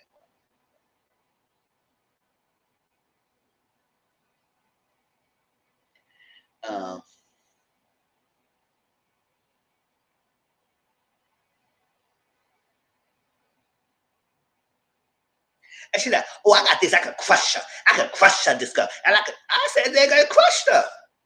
Oh, that's Demar saying, not Tampa. Some Damon said, "Oh, I could crush her, but I held back in the sake of Tam." But I said, "What you holding her back for?" Tam had plenty of opportunity to crush this girl, but she ran around like she ran off like she was a figure of plague. Plenty of opportunity. And you could have crushed her too. Is she lying on you saying that you had a relationship? Why you cannot speak on it saying you didn't? Shut it there. And why we didn't have Taisha and Fick and Devon in the same room at the same time, we would cross this thing. And so who's really lying? But no. Nope. Nope. Taisha was not there. And I don't know why they keep bringing her. That she was an integral part of the storyline. She should have been there. She was a decorator. I want to find out she decorated a lot of the events. Yeah, I knew her. Okay, whatever.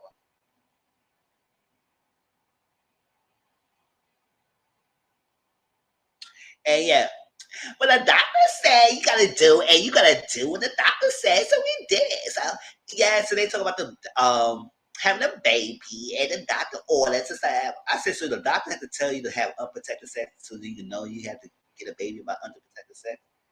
I said, Tam, but what the fuck you been? Like, what have you been, girl?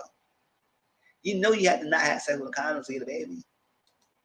And then you had all these complications. The only thing you had complications was fibroids, which I'm glad that you got that out. But still, where have you been? So they have an unprotected sex, living together. I ain't Tracy Boo. I think she slept with her while he was not with Tambourine. That could be possible. So don't act like it's like you didn't do anything with this girl. You were not with Tambourine for all this damn ass time. That was on and off. And he's, oh, that was my friend. I said, okay, a lot of people don't use relationship titles. Everybody use friends. And the friend could be loosely. It could be friends with benefits, friends with F buddies, or friend. We need to define the friendship. Because sometimes people, because they're friends, they say, oh, well, they're friends. They say, oh, no, you can't be friends with dating this like that. They could still be friends. Chill. They ain't put no relationship title to it. If they say they friend, they friends. We got to see what type of friend they are. And if they're friends, okay, whatever. Because people don't want to put no relationship titles on it. Shit. Some people friends for years and don't want to get in a relationship with each other. Latrice and Cliff, and I'm glad they call us tell Latrice. He said, you're not ready, you're not ready. Don't have the baby. The last thing you want to have is the baby by the man because you want to have a baby because of him. Because the baby, yes, kids do pick up on it when they realize they're not wanted because you taking it out on them because you was not ready to be a mother. So if she said, nah, right now I'm not ready, then I'll say, Latrice, don't be ready. Don't be ready. Live your life. Have your dream. Now he said, oh, I support her. If she's ready, look at Tampa. She's follow her dreams. Now she want to have a baby. Maybe in the future, if she want to have a baby. I said, oh, okay, maybe you might be since with Heather when she want to have a baby. But, oh, God, no, I should not say that. But, hey, whatever. It could be possible. So not at the moment. I said good. Please, not at the moment. But you can't be having it scared, so you better make sure, I don't know what. Go back to birth control, go unprotect the sex, or put him with vasectomy or something. Child, because if you keep knocking up, thinking why he's not having a condom on, you gonna get pregnant, girl. Better control that. And JJ Sophia segment,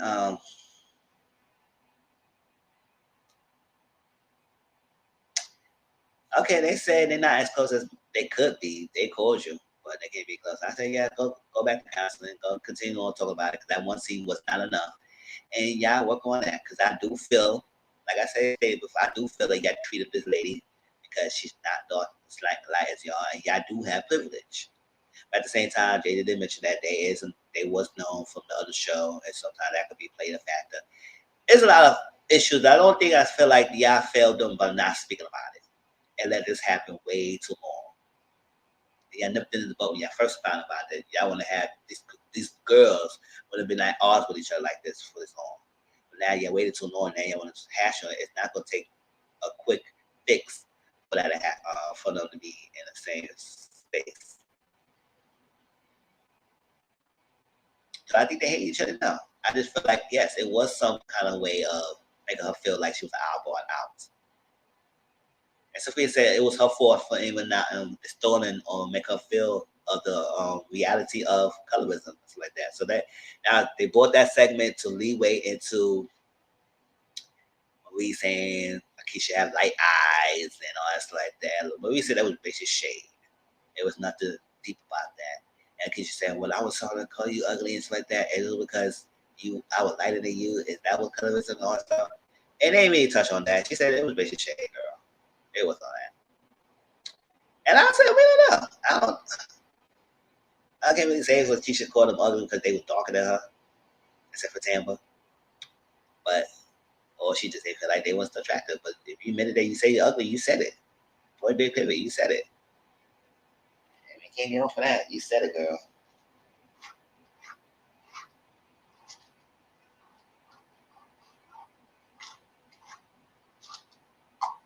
And that was Belle Collective. They had another season. We all know that Belle Collective got renewed for another season. And I guess I believe all the ladies will come back. They had an opening sentence of what they each was doing for their future endeavors, but I ain't write none of that down. I said, okay, congratulations to all of y'all. I was done after that. I said, whatever. Yeah. So it will come back for another season, and I will watch it, and I will review it next season, just like I did last two seasons. So it's not too horrible. I don't know what they're gonna give us next season. I mean, we'll see. Oh yeah, I totally skipped the whole segment with Keisha. I don't deal with how much of the segment. So I ain't really care. I ain't want no notes about that. I mean, I don't know. Hope they're okay. Give me the best. Oh, that's what I'm saying. Hope they are. Jackson's going through it.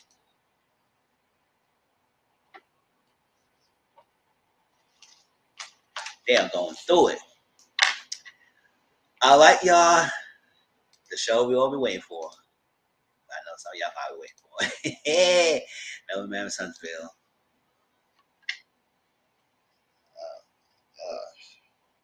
I'm not trying to watch it. That's why I'm trying. Let me see. I'm not gonna watch this.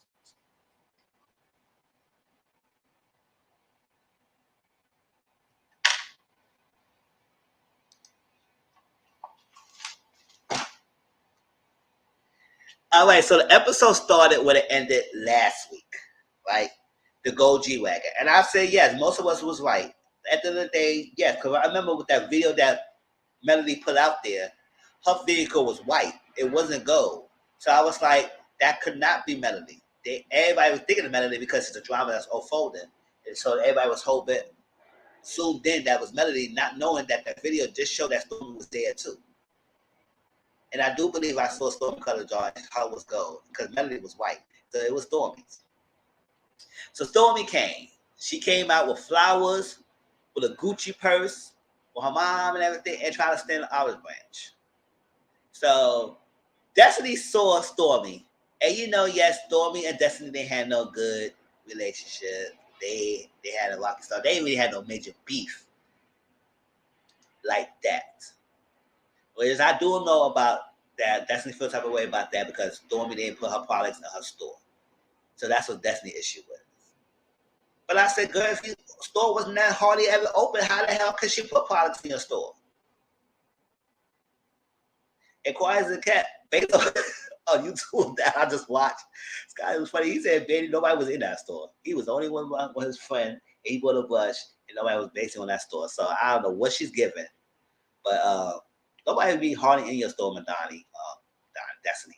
But everybody would want to try to get stuff for you. And the fact that she bought flowers and Gucci Boots trying to steal an olive branch to make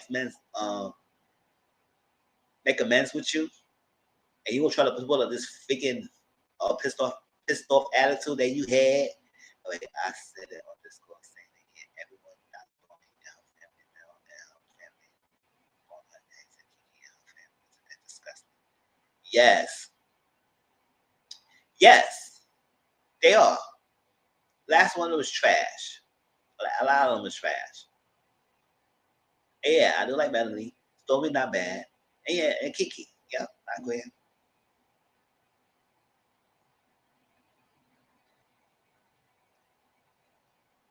It's trash. So story came in, and so she said, "Oh, I don't want her here. I don't want her here." I said, "Let's debunk this thing before we get into further in this review." Destiny event was a public event.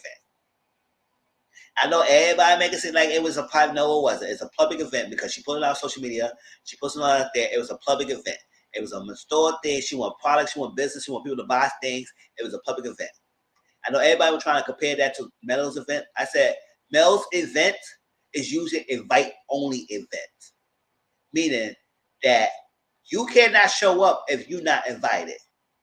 And yes, Production's filming because she allowed them to film her event, but it wasn't posted publicly for everybody to know. It's invite only. That's the difference. So when Tisha came and everybody confirmed that she was not invited, she decided to show up. And Mel said, "Oh, hell to the freaking no." First of all, if you had a guest list, I don't know why she just slipped in here. Okay? You get escorted out. You escorted out. That's the difference. You was not invited, you decided to show up. Destiny event and when Wanda stuff outside, that was all public space, girl. And quiet as it kept, girl, I don't even know he had any customers. It seemed like everybody's in there was the cast members all figuring people on show. So I said, where the customers are buying stuff? So all this like, oh, and Mel didn't show up, none of this stuff would happen. And this. I said, Mel came there, caused you, didn't cause no issues. She came in that store real quickly. They went out the store and want to confront Wanda because she saw Wanda's out there. And I said, if it wasn't this event, she would have confronted Wanda sooner or later, and Wanda would have had the same reaction, no matter what. Wanda would have had the same reaction to Melanie and Melanie approached her if it wasn't this event. So all this missing, some way, shape, or down the line, Melanie would confront Wanda about what Wanda was saying. It would have been confronted in some way, shape, or form. Oh, good, you slipping in and out. Facebook things. Child. Yeah. Oh, okay. Oh. So that's the whole difference. But everybody make it, and I was like, yo. Yeah. That's what I'm saying. You know why she was there. Because it was, yes, Tracy, it was an open casted event. The Whitlow was not there because Whitlow's, I don't know, they were supporting. But if they would have showed up, they would have showed up too because it was a public event. There was not an invite only. Now, it was an invite only event. And it was private, and he had security and everything, and then Mel showed up, then I understand. And Destiny showed up, and Stormy showed up, then I understand that. But it was a public event. So everybody make it seem like, and we all had to understand this is a reality TV show. We all know in reality TV show, it was produced. So yes, in most of real life situations, if I don't rock with you, I'm not supporting you. Sometimes I may still support you if I want to support you, but I don't need to. So if I'm not coming, I'm not coming. Sure. I better stay in my house more than I go anywhere else. Child, I be like this. Listen. Ty, you coming out and everything? We're gonna go for it. I said, yeah, I'll let you know. Watch my TV. I don't got time. I'm staying in my house. Ain't going on. They were there. Edit it out. They were on the line. Oh, they were there, right? So everybody was there. Yeah, so yeah, because I could have sworn they was there somewhere. I didn't see them, but I could have sworn they were. What's after the weight loss? Okay, they was like, okay. Because I could have sworn they did show them at the video that Mel had in social media, but I didn't say they was there. But obviously, it was a casting event. Everybody was showing up, so she knew that was going. That's why everybody was asking her. That's why I was like, why everybody can ask her? Because she tried to act like avoided that. She didn't. I said, girl, you didn't invite nobody. You put on social media, so anybody was coming. And you had flyers. Everybody was coming. So how Stormy find out? She found out on social media. How Melanie find out? She found out word of mouth. You didn't put it on invite only.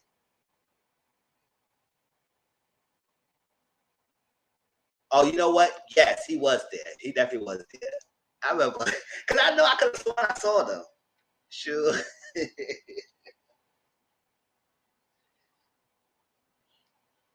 So they did edit. I said, why the fuck you edited the Whitlocks out like they wasn't there? But that somebody turmoil was going on. I guess they didn't care. But so Stormy came in.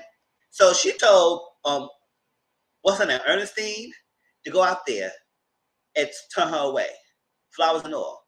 So Melanika said, I was like, this is the only thing I really care for Melanika. Melanika said, listen, don't do that, don't do that. She coming out of bed, she make those businesses. Because at the end of the day, Melanika was like, this is a business, girl. You want money. So whether these people like you or not, they put money in your pocket and they buy something. So you over this state attitude.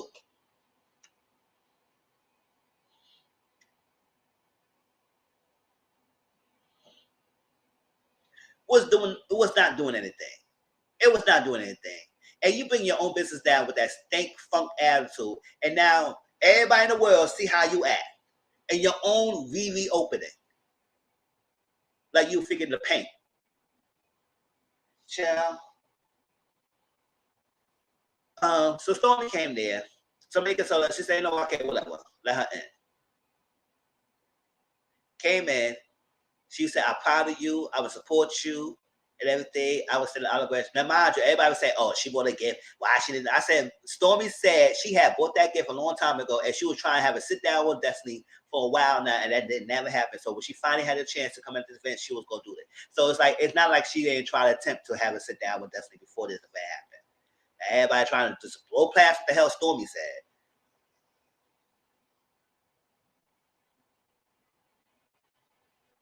Uh-huh. How the ladies in the shop working. That's what I'm saying, right? Then an olive branch.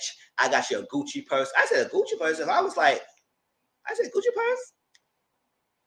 That file would have gone happy real quick. I would have faked the funk if I don't like it. And I still should you gave me flowers a Gucci purse. So I said, okay. I said, thank you, boo. I like it. I won't say boo, but I said thank you, all stuff. But here go Daphne.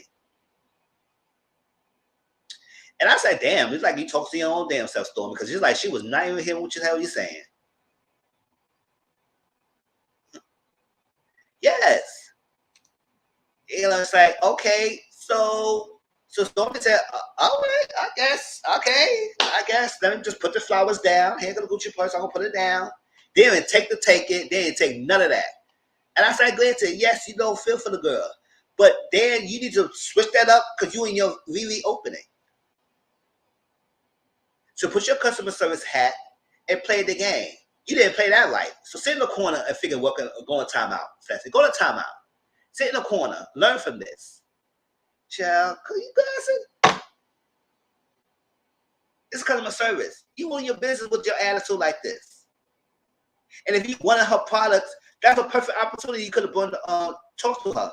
But you had a stink attitude. You think that Destiny gonna put up, not Destiny, Stormy gonna put her products in your store with the stink attitude you just gave her? You could have faked the funk and get what you wanted. But no, you didn't want to do that. You want to be mad at your own event. So that's Stormy walked off, and then what she had to do. Kimmy and Tisha were trying to talk sense to this girl, and she was confusing as hell. No, it's no issue. It's no bother. Yeah, but she coming in. She wasn't invited. Yeah, I got no issue with that. Yeah, I didn't want the gift. And I said, damn, they're going to give it back to the girl. Give it back. Give it back. Give it back. Give it back. If I was Stormy, I would have took that shit right back. I said, no, you don't want it. You don't want it. You don't want it. But Stormy said, you know what? I don't care. That little $2,000, I can make that in quickness. Whatever, she could take that. So like that. I want it. And she said, so this thing right here, if you got no issue, where's the face and this attitude coming from? Thank you. Yes, please like, comment, subscribe, y'all. Subscribe, share. Yeah. Where this attitude coming from? Give it back if you don't like it. And she said, no, it's no issue. So if I were Tisha and Kimmy, and I was like, you know what, whatever, I'm done with this girl. Even Kimmy said, I ain't no talk to this girl because I know what's up with her because she's confusing as hell. You say it's no issue, you don't have an issue, and then it is an issue. Your face show it, And now he said, no, it's not bothering me. It's not that. I said, so what were we doing with that? It's like, you was confusing. So let's see the process to get items in our store. That's the business didn't qualify. She didn't fill out. Yes.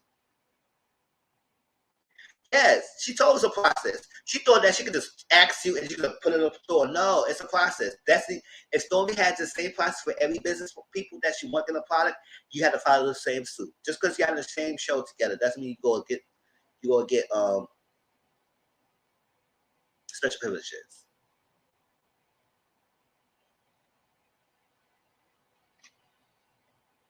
Yeah. And going to everybody else, everybody knows Stormy and her figure business, so Stormy is well known. Go to what people say that she's well known. So she don't need you. You need her. Good. So Tisha walked off. She said, no, I got time for Destiny. And Kimmy said, whatever, girl. So this one we saw. No. I think Mel, no, this is what we saw. Mel and Van came out.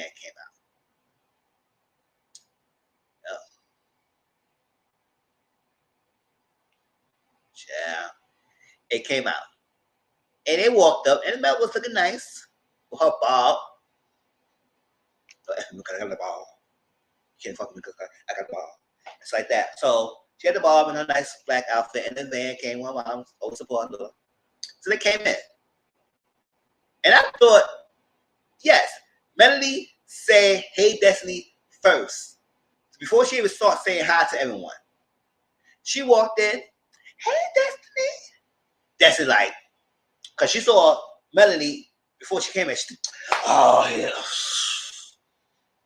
I said, okay, if you didn't want her there, why you didn't have somebody, Ernestine, go tell her to walk away and go back and go somewhere?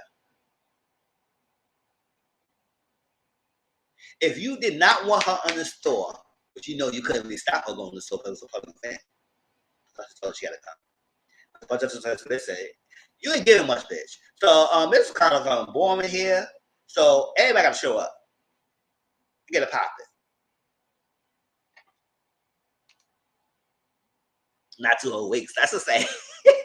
So she didn't tell Ernestine to tell Melody to go away. But you want to have Ernestine to go tell Destiny she got to go away? That's my nigga. She said, white people, they can hate your guts, but they know the business is business. I said, sorry to say that, but yes. They will trash talk in a minute, but when it comes to their business, they'll get their money. That's what I'm saying. She can't kick out Stormy.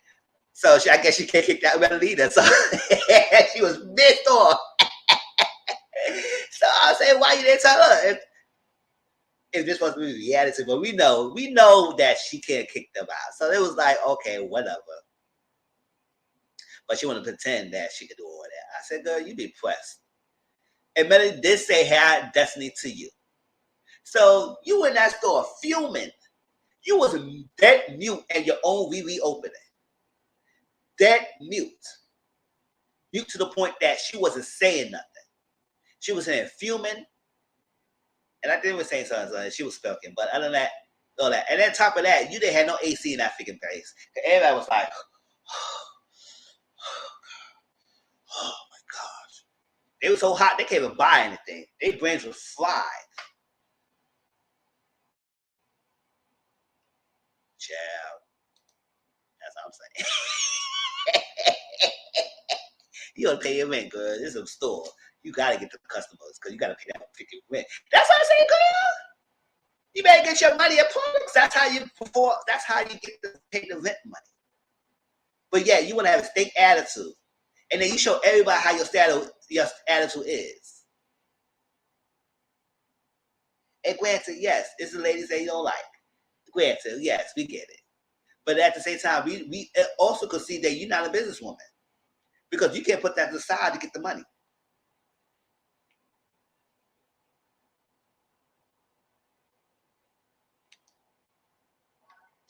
So,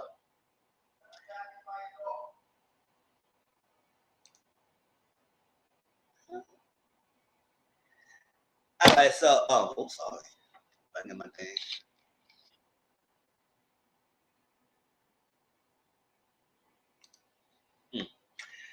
So Melody came in and said hi, Destiny. So Melody said, okay. She said hi to everybody else and everything, all stuff, and she just talked to Stormy.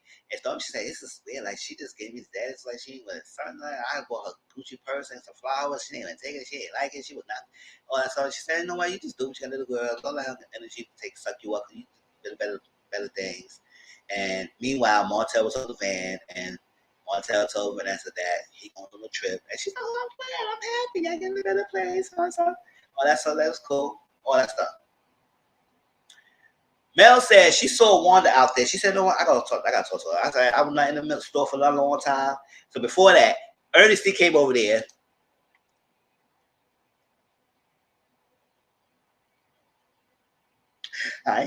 Yeah, okay. Right. So do you guys see anything y'all like?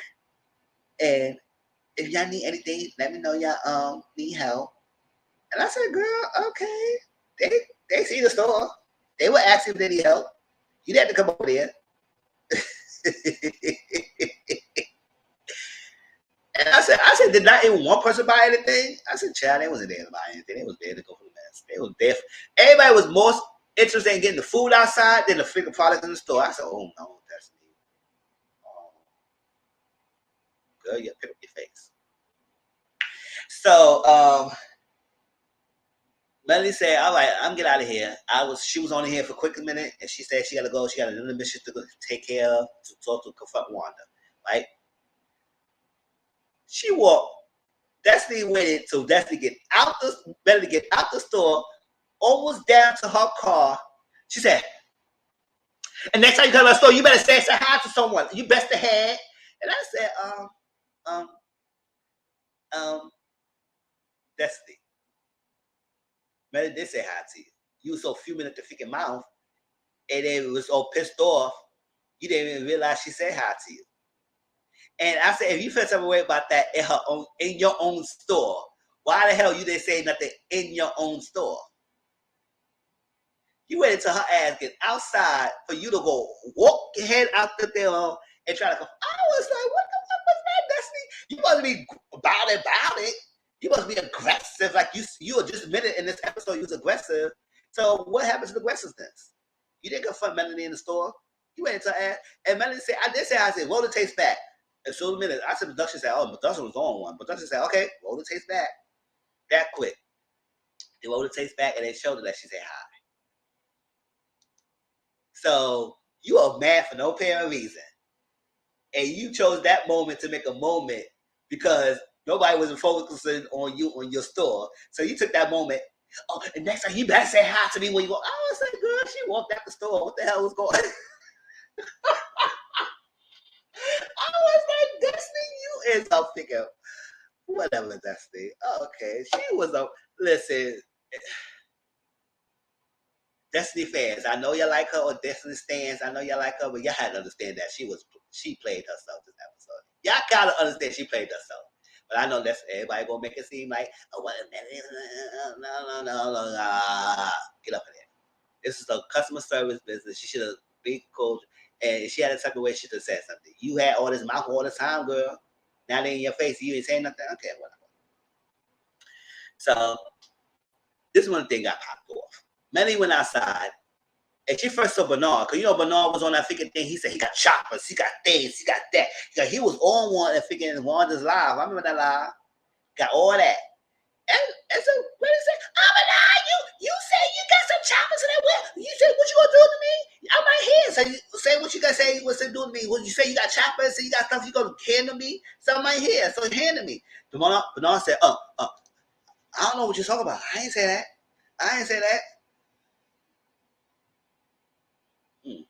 Now, they're actually going in on Dunce because what she said to this man.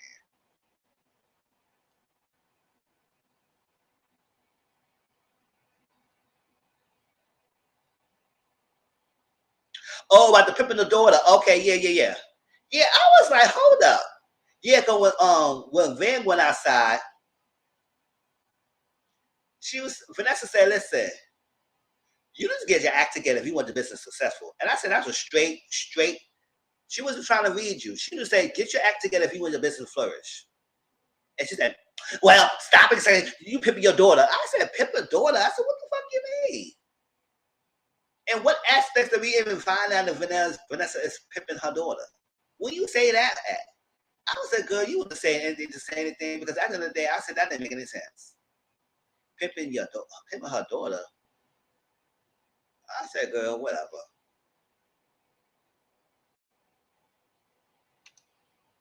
I said that was not called for Destiny. Now you was doing the most. So Melody confront Bernard. Bernard act like Bernard was so scared. He was like, no, I didn't say that. I know. I said, I thought you were upside of the track. You was bad about it. Y'all said y'all was bad about it. Now now Melody came in your face. Now you act like you didn't say nothing. You was scared. Okay, Bernard. All right, Bernard. All right. Don't want to say, well, he had to ask. He was on because I was on one. If I had a power with you, he has a power with you. But that's not what he just said right now. He just said, no, I don't know I ain't no issue with you. Right? So Wanda was ready. She was on one. She know. We showed Melody. She knew Melody was going to find her sooner or later. So she was on one. So Melody started talking to Wanda. And Wanda acted like she had some receipts, like she was going to put it up on her phone, like, I know what I said. This is that. Now, Wanda put her hands in Melody's face first. But yeah, all this last episode, she was saying that I got bothered by it because she put her hands in my face. I said, well, you put her hands in her face first. He said, I said what I said. And I said, I told you to find your baby daddy. Yes, Martell put it out there that Melody was cheating. But he never said that he was not the father of the sugar mama. He knew that was his kid. If I correct me if I'm wrong, I know he would be bashing Melody. And he said he'd be cheating. But I don't think he ever said he was not the father. Now, she used that and said, well, find your baby daddy. Martell said you be cheating, so maybe that's not the kid. I would say, so you was on the kid. And say, I ain't talking about your kid. I said, find your baby daddy. And then on a minute in the store, she admitted that she said it. And she did talk about the child. I said, oh, my God, this lady. And that's why I don't care for Miss Wanda. I don't care for her. I haven't been for a while now. And I'm still about it. I don't care for her. It's happy she hasn't been doing lives lately. But, well, that's going to be stopped soon because I don't want to do the so I having an interview with her this week. I said, oh, why go bring her out of retirement? Can't y'all get her clothes? Oh, I don't want to hear anymore of this lady. She's exhausting. All right, so all that stuff, get in her face, all that stuff. They put her in the store. Now they try to calm her down.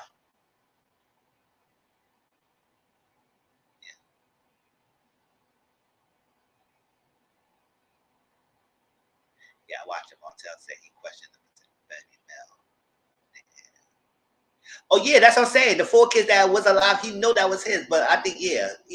But I said I never did. I don't think he ever said that Sugar Mama wasn't his. He just said that she was cheating.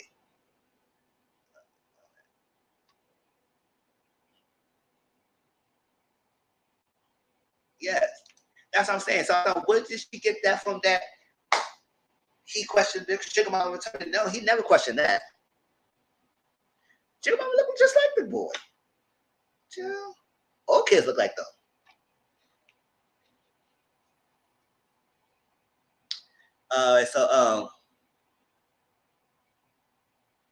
So they go back and forth. So they put Wanda inside the store, and she'll go off and say, "Hey, nigga, I'm trying to go there." Yeah.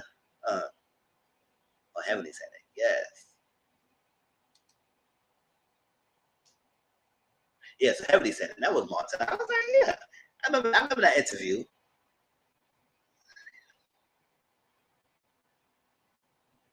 Yes, that's what I'm saying. So I was like, okay. And it also started for what Melanie said, Wanda's baby daddy, Tisha's dad, was in my DMs. And I was like, that is not equal to why Melly's upset about her. I was like, and Tisha was like, well, you said, I was like, Tisha, you was a fucking grown ass woman. Act like it. You know damn well if your father is in her DM, it just was that sad. She didn't say nothing bad. She just said your father's in my DMs. What mad about that? What was wrong about that? If he was, he was. He was a grown ass man. That's not the same as questioning the paternity of that child. You talk about the child.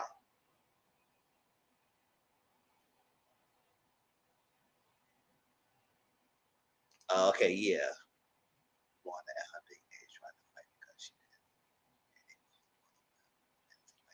Exactly.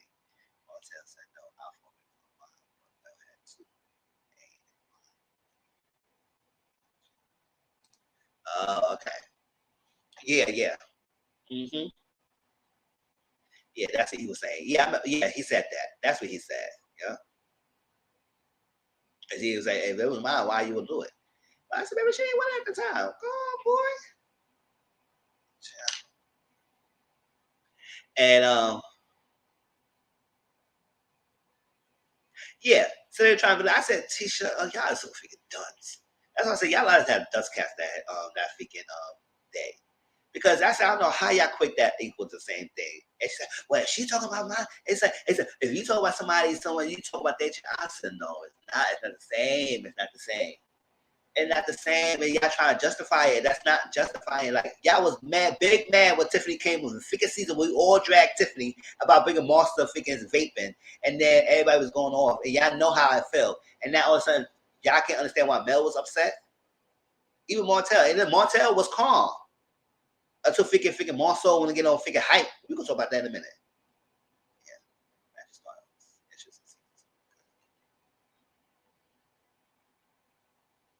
Yeah. Mm-hmm.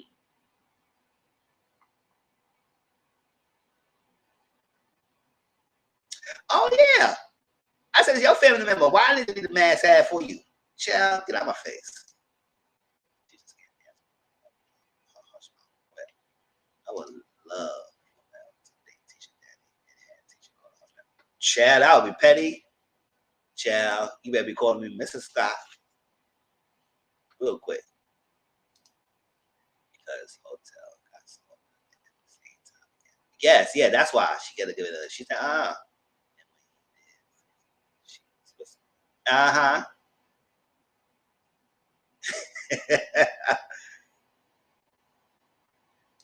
Well, me too, Tracy. Now I gotta see my fan functions at work. Tracy, I will. No one else to bring this guy on the show. Child, that's be petty. Child. So they got her in the store. And everybody said, well, Melanie, I said, first of all, Melanie had been saying nothing about Miss Wanda. I said, this guy's been talking about the hoax long time. And it was like finally clap back and they act like they ain't do anything wrong. Like, so yes, it go off. It's like that. She was trying. At the end of the day, we understand that that's her mom. So I don't know anybody, no matter how pissed off I am, I said, oh yes, I respect the Tisha to step in when somebody's on the face. It is what it is. But her mom was doing the most as well. But she needs to check her mom as well. That's the only problem. She don't check her. Let her be. And always deflect and make excuses. And that's the issue we have here. I said, next season, don't bring another Scott over here. You better bring another family over here. Because you barely halfway out the door, Melanie. And Martell Melanie ain't giving nothing. So you better bring another couple in here to balance this thing out. With those barely don't even show them out. They're not even likable. And the Scots is horrible. And all that for them. Yes, I said that Kimmy's part of it. Oh well. Kimmy disappointed me, so she's part of it. She's not that bad like everybody else, but she's disappointed me. So they got Wanda in the store. Wanda is hype. Maury's trying to talk to her, calling her she's slippery. She kept looking darker and dodging, trying to get out the door. And they finally got her outside in the back. Go out in the back. So everything calmed down. Melanie was talking. And before, Marshall said, don't get in the middle of it. Don't get in the middle of it. Because if you're in the middle of it, I'm going to jail. So I was like this. I was like, oh, jail? Okay. Listen. Square, triangle, charge, attack. Yeah, go ahead. Do a special move. They'll do a circle. They'll do musu. Get in the act. Get in the position. Let me control you right now. Here. Get in the freaking middle. Get in the middle, girl. Do a special. Musu, get inside. So you go to jail, girl. Go, come on. Shit. I was waiting. I was like, oh my gosh, yes. Tisha, go in. Go in, girl. Child. I was waiting. I was there, go in, Tisha. I was waiting for her to do a special move or something. Chung Lee Spinnerberg kick or something. Let's go in so he go to jail. Because I'm tired of him. So he go to jail with his criminal wife. Ooh, child. I was like, oh, Tisha, get inside the middle. Get inside the middle, girl. And he said, oh, why in the middle? And Martel, I said, Martel ain't even touched the girl. So you try to say he was going to touch Tisha. He didn't touch Tisha. He was in the middle trying to get Meredith out the way. He was nowhere near Tisha. Tisha broke her in there. You can't talk about kids now. Who is the force? Got kids. Ooh, Chelsea, you start trying. Oh, child.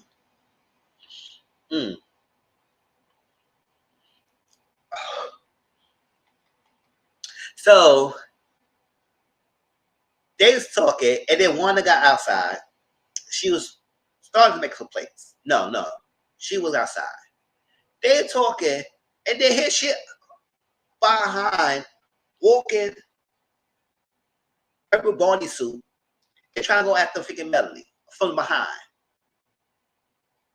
I said, I know she did. I know she trying to come after somebody from behind. Got everything all started. And what you gonna do? I said, that's it. That calmed it down a little bit. I said, you can't be going around like that. As a teacher said, you doing like what? Like they try to go. She said, well, she coming on face and everything, and she always on the side, and he coming on my face. Don't get in my face because I can hit her like that. I said, not knowing that you got on her face first, right?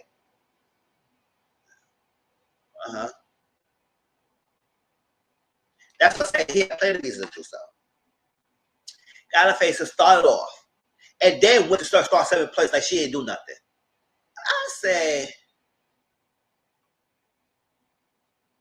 and didn't do nothing. And went in the place, and what certain star place. That's the story made that comment. I said, I never know somebody started some freaking thing, and then went back to certain plates. Her gourmet dog food plates. Child, nobody got time for that. So she went back and do that. And granted, now, mind you, they had a conversation, right? Martel and them had a conversation just before they popped off. It was another conversation. Marcel agreed that, yes, it was messed up for him to mention the child. He agreed. Maurice was there. He agreed. He said, yeah, you're right. I agree. I understand. Yeah, you're right. It's right. That was that.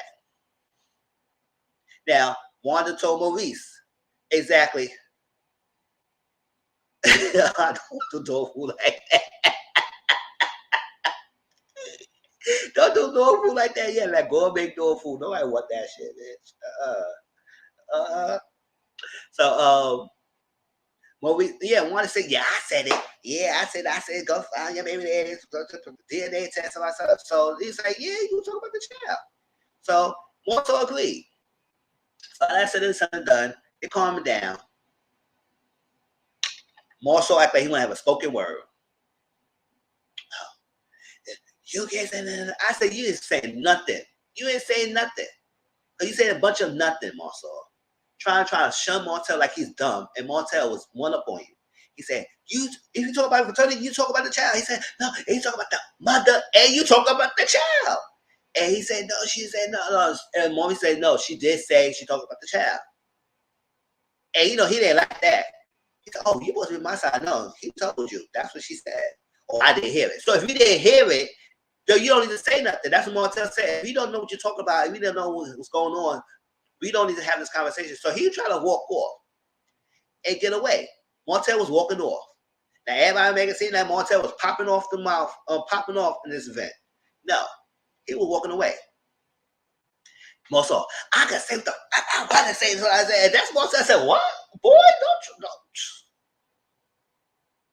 Child, don't get it twisted. So then Maurice want to go touch him. Martel's hyping up. He said, get out my face. Get off of me. Yeah, you want to touch Martell. So Maurice touched Martell and got him pushed off. And then here go Maurice or Marcel. They said, "Get on." I said, Marcel, Martell's that way, right? He said, "Get off of me. Get, get, get, get, get, get." I said, "Why the fuck you walking backwards? Martell is that way. Why are you? Did you want to fight him or not?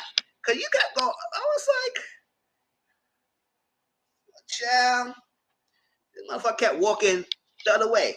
I said, "Oh, you dancing backwards? Like you hit that way. So if you want to go to Martell, go to a Martell." And they was holding Martell back, but Martell was trying to go near you, and you kept going backwards. I said, "Are you mad? Did you want to fight? Oh, you didn't want to fight. Because you kept going off the screen." But whatever. And then they holding him back, and he had some freaking waist trainer on under his shirt.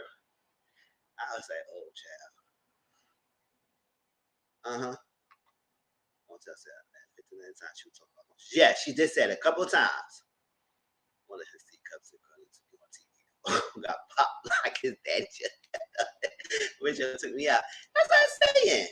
He don't do all that. He said, "Get off of me. Get off of me. Get off." I said, he's that way. No, go this way. So I was like, since you didn't want to fight. You didn't want to fight. Like that. So everybody said, "Oh, hold on, man. And you mad for what?" And I said, first of all, you agree about that thing. And it was truth that she said it. So you wasn't mad about that freaking comment that wanted to say. You probably was mad about that freaking 20 girlfriend. You wanted to fight. Because I don't understand why you were justified to fight him at that moment. You popped it off the second time. One of them popped it off. It didn't get that way. They calmed it down. And you escalated that thing the second time. I was like, "You really?" So it was the Marcel who started this. And everyone making trying to say, man, it was Martell. Camille would say, "Martell, Martell, Martell, Martell." Titties all popping up and shit, trying to stop her ex-husband and stop fighting. The kids is watching. The kids is watching. And not knowing Marcel got it all started.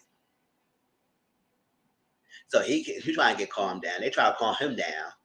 He says, "Don't touch me." The quicker was to say, "Tell me to calm down," it's telling me to calm down. I said, "Did you say that the last time the interview that you just tell people calm down?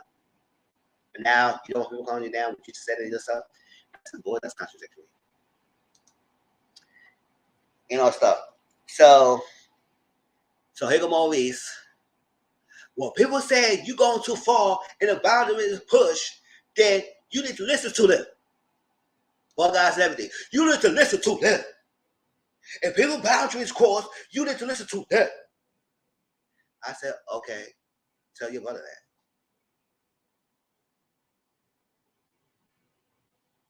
Tell all that. Your brother got to start it. And so that's the episode. And all that stuff. They got yes, what you. That's why I said, "What the fuck was under that shirt?" I said, "Oh, you wide body ass need a voice trainer." I said it. Yeah, so I was like, "Oh my gosh." So they got Martell. He said, "Get in his van." So that's it. Open the Mel's door to get Martell and the thing. No one thing about that. She gonna like her thinking Martell. She gotta make sure Martell is right. Oh, he should have got the drink. Oh no, I still think I got the drink. Chill. That was the episode ending. They let that go. It was trying to calm it down. And then next week, Marcel did all that, and then he berated and made Tisha the bad and made blame Tisha. I said, "I don't like Tisha," but I said, don't put it on her. You told her to calm down, and her ass calmed down, and this is like a lost puppy dog, like she was. She was a dog that was submissive to her thing, and she listened to you. So she calmed down. You the one was going off the mouth and doing all that. So now you gonna berate this lady? Don't make her cry because you blame her for your actions last week? Nah, that's on you, boy. That's on you. That's on you. You told her to stand down, and she's still down. She done got into it. Even when you was popping off and doing all that, she didn't come over here. She said, "Marcel, calm down, honey." She was nowhere near you. Wanda one that got stopped from the place to try to calm you down. She should have known there. Kimmy was there next to you. And you blaming her. I said, I ain't like that. I don't like Tisha, but don't berate this lady because your action. Don't do that. A lot of members do that too. They get mad and pissed off and say, "This is your fault, your fault." I said, if a teacher was popping off like that, you going on. I said, okay, whatever. But she wasn't doing that. It's your mother-in-law starting all this. Blame her. Don't blame teacher, but whatever. I guess you got to blame teacher. And then we see Destiny and Melody, Destiny and Stormy talking. And she said, I don't like to be treated like a charity case. And I understand. I said, okay, girl. Okay, Destiny. And then Tiffany, who else was talking? Stormy? I don't know what she's talking. Tiffany was talking to somebody, and they would talk about the turns of events that happened. And then Melly and Martell was saying about how the friendship group could get back together, and they said, I don't think it could ever get back together. And I said, I agree. And that's it. That was that was y'all.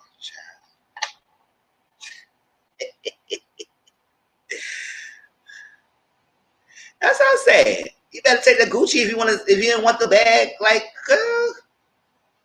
And now it seemed like you go and talk to that Stormy next week so you could try to get some products. I said, girl, you hold on. I went to those things that they teach you about makeup. That's what I'm saying. Doing all that. And it seems to me that he was ready to fight in that event. He was ready to be on one. He Martell was going to be there. He looked like, you know what? Let me get on his jeans and shirt. Because it didn't make any sense. Everybody was all dressed up, and he was the only one dressed down.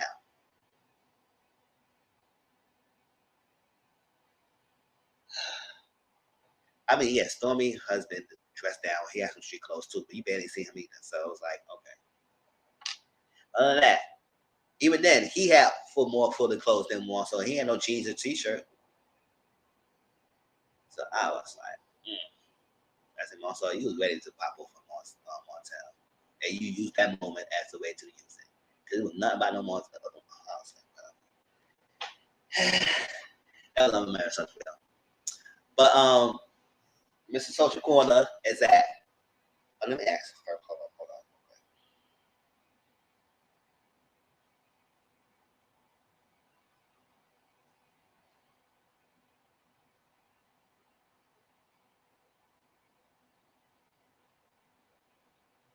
Ooh. Tracy sent me something. I'll look at it. Oh yeah, that what Mia did. We're gonna talk about that. That's what I'm saying. It's talking about he didn't want to be there. That's what I'm saying. Boy, husband there, you better see him, but he was stopping the mess too. He was stopping the mess. Even then, with his outfit, he didn't have no jeans or t-shirt. He has some freaking clothes on too. So everybody was mostly dressed up, and you was freaking dressed down. So you was ready to pop.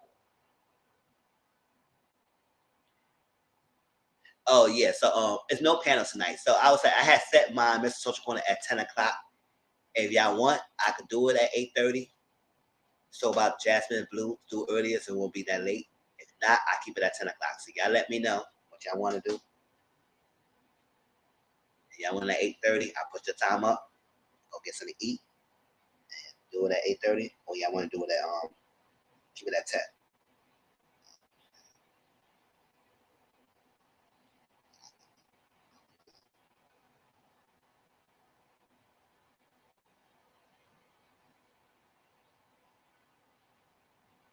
That's what I'm saying. Ain't look cohesive at all.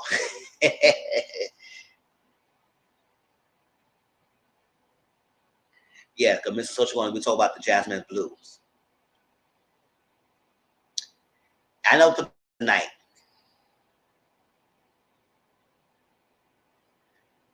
Sometimes someone come on anyway. 8 o'clock, 9 o'clock. So I should keep the same time then, 10 o'clock, right?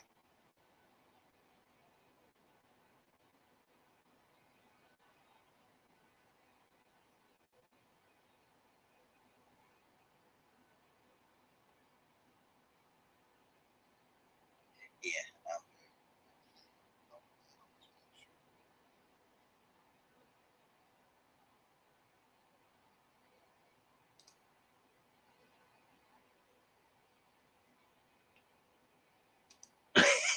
What's this time?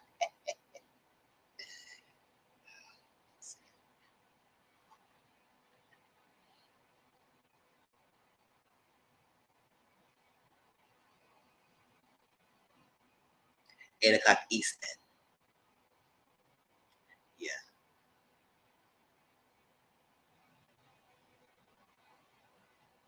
Yeah, I think I might do it at 9 o'clock. Yes, because it's Potomac is around that time. Yeah, and I can watch it.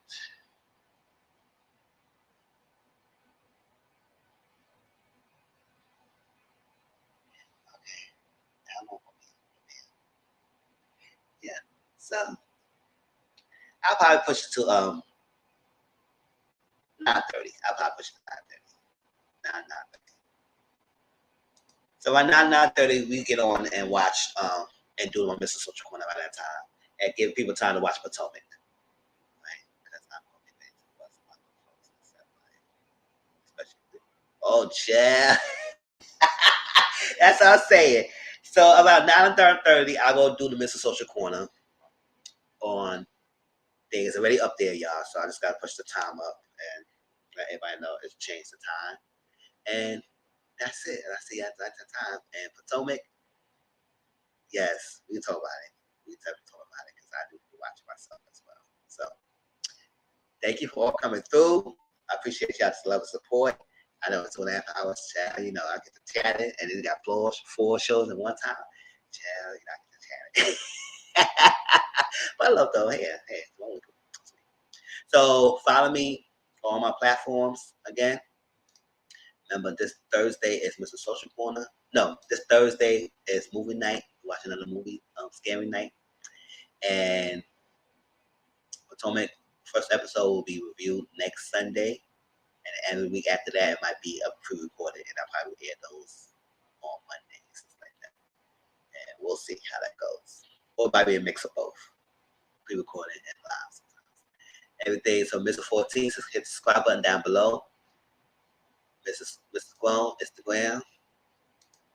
Time is _Guam for Twitter. And Discord Mr. 14, #3488. And then link to the Discord is down below in the description box. Do this week, it's some watch longs. Maybe do watch Cherish Day on the week, Wednesday afternoon, Thursday movie night, and then we gotta watch Love and Marriage Huntsville, Fiancé on Saturday. And also next Sunday we're watching the Mo. So maybe this week I would watch the Mo's. Finish watching the rest of the Mo episodes. And wait for the next 3 to come out. And then watch that. Because next Sunday, Mr. Social Corner, we will talk about the Mo. So hope y'all watch it all this week. And we can discuss it next week. All right. Love all of y'all. Appreciate all of y'all. Hope y'all enjoy everything. Anything I missed, put in the comment section below. If you have any comments, put in the comment section below about the episode. Thank you, CM. Thank you, Tracy. Thank you, Brittany. Coming through. Thank you, Armani. And anybody who's in the bushes watching me. Appreciate y'all. Replay game. Appreciate y'all coming through as well and watching it. Send the likes button. Share this video out there. Let other people know about me. And I'll talk to you all later. Don't forget, Mr. Social Corner around 9:30, okay? Peace.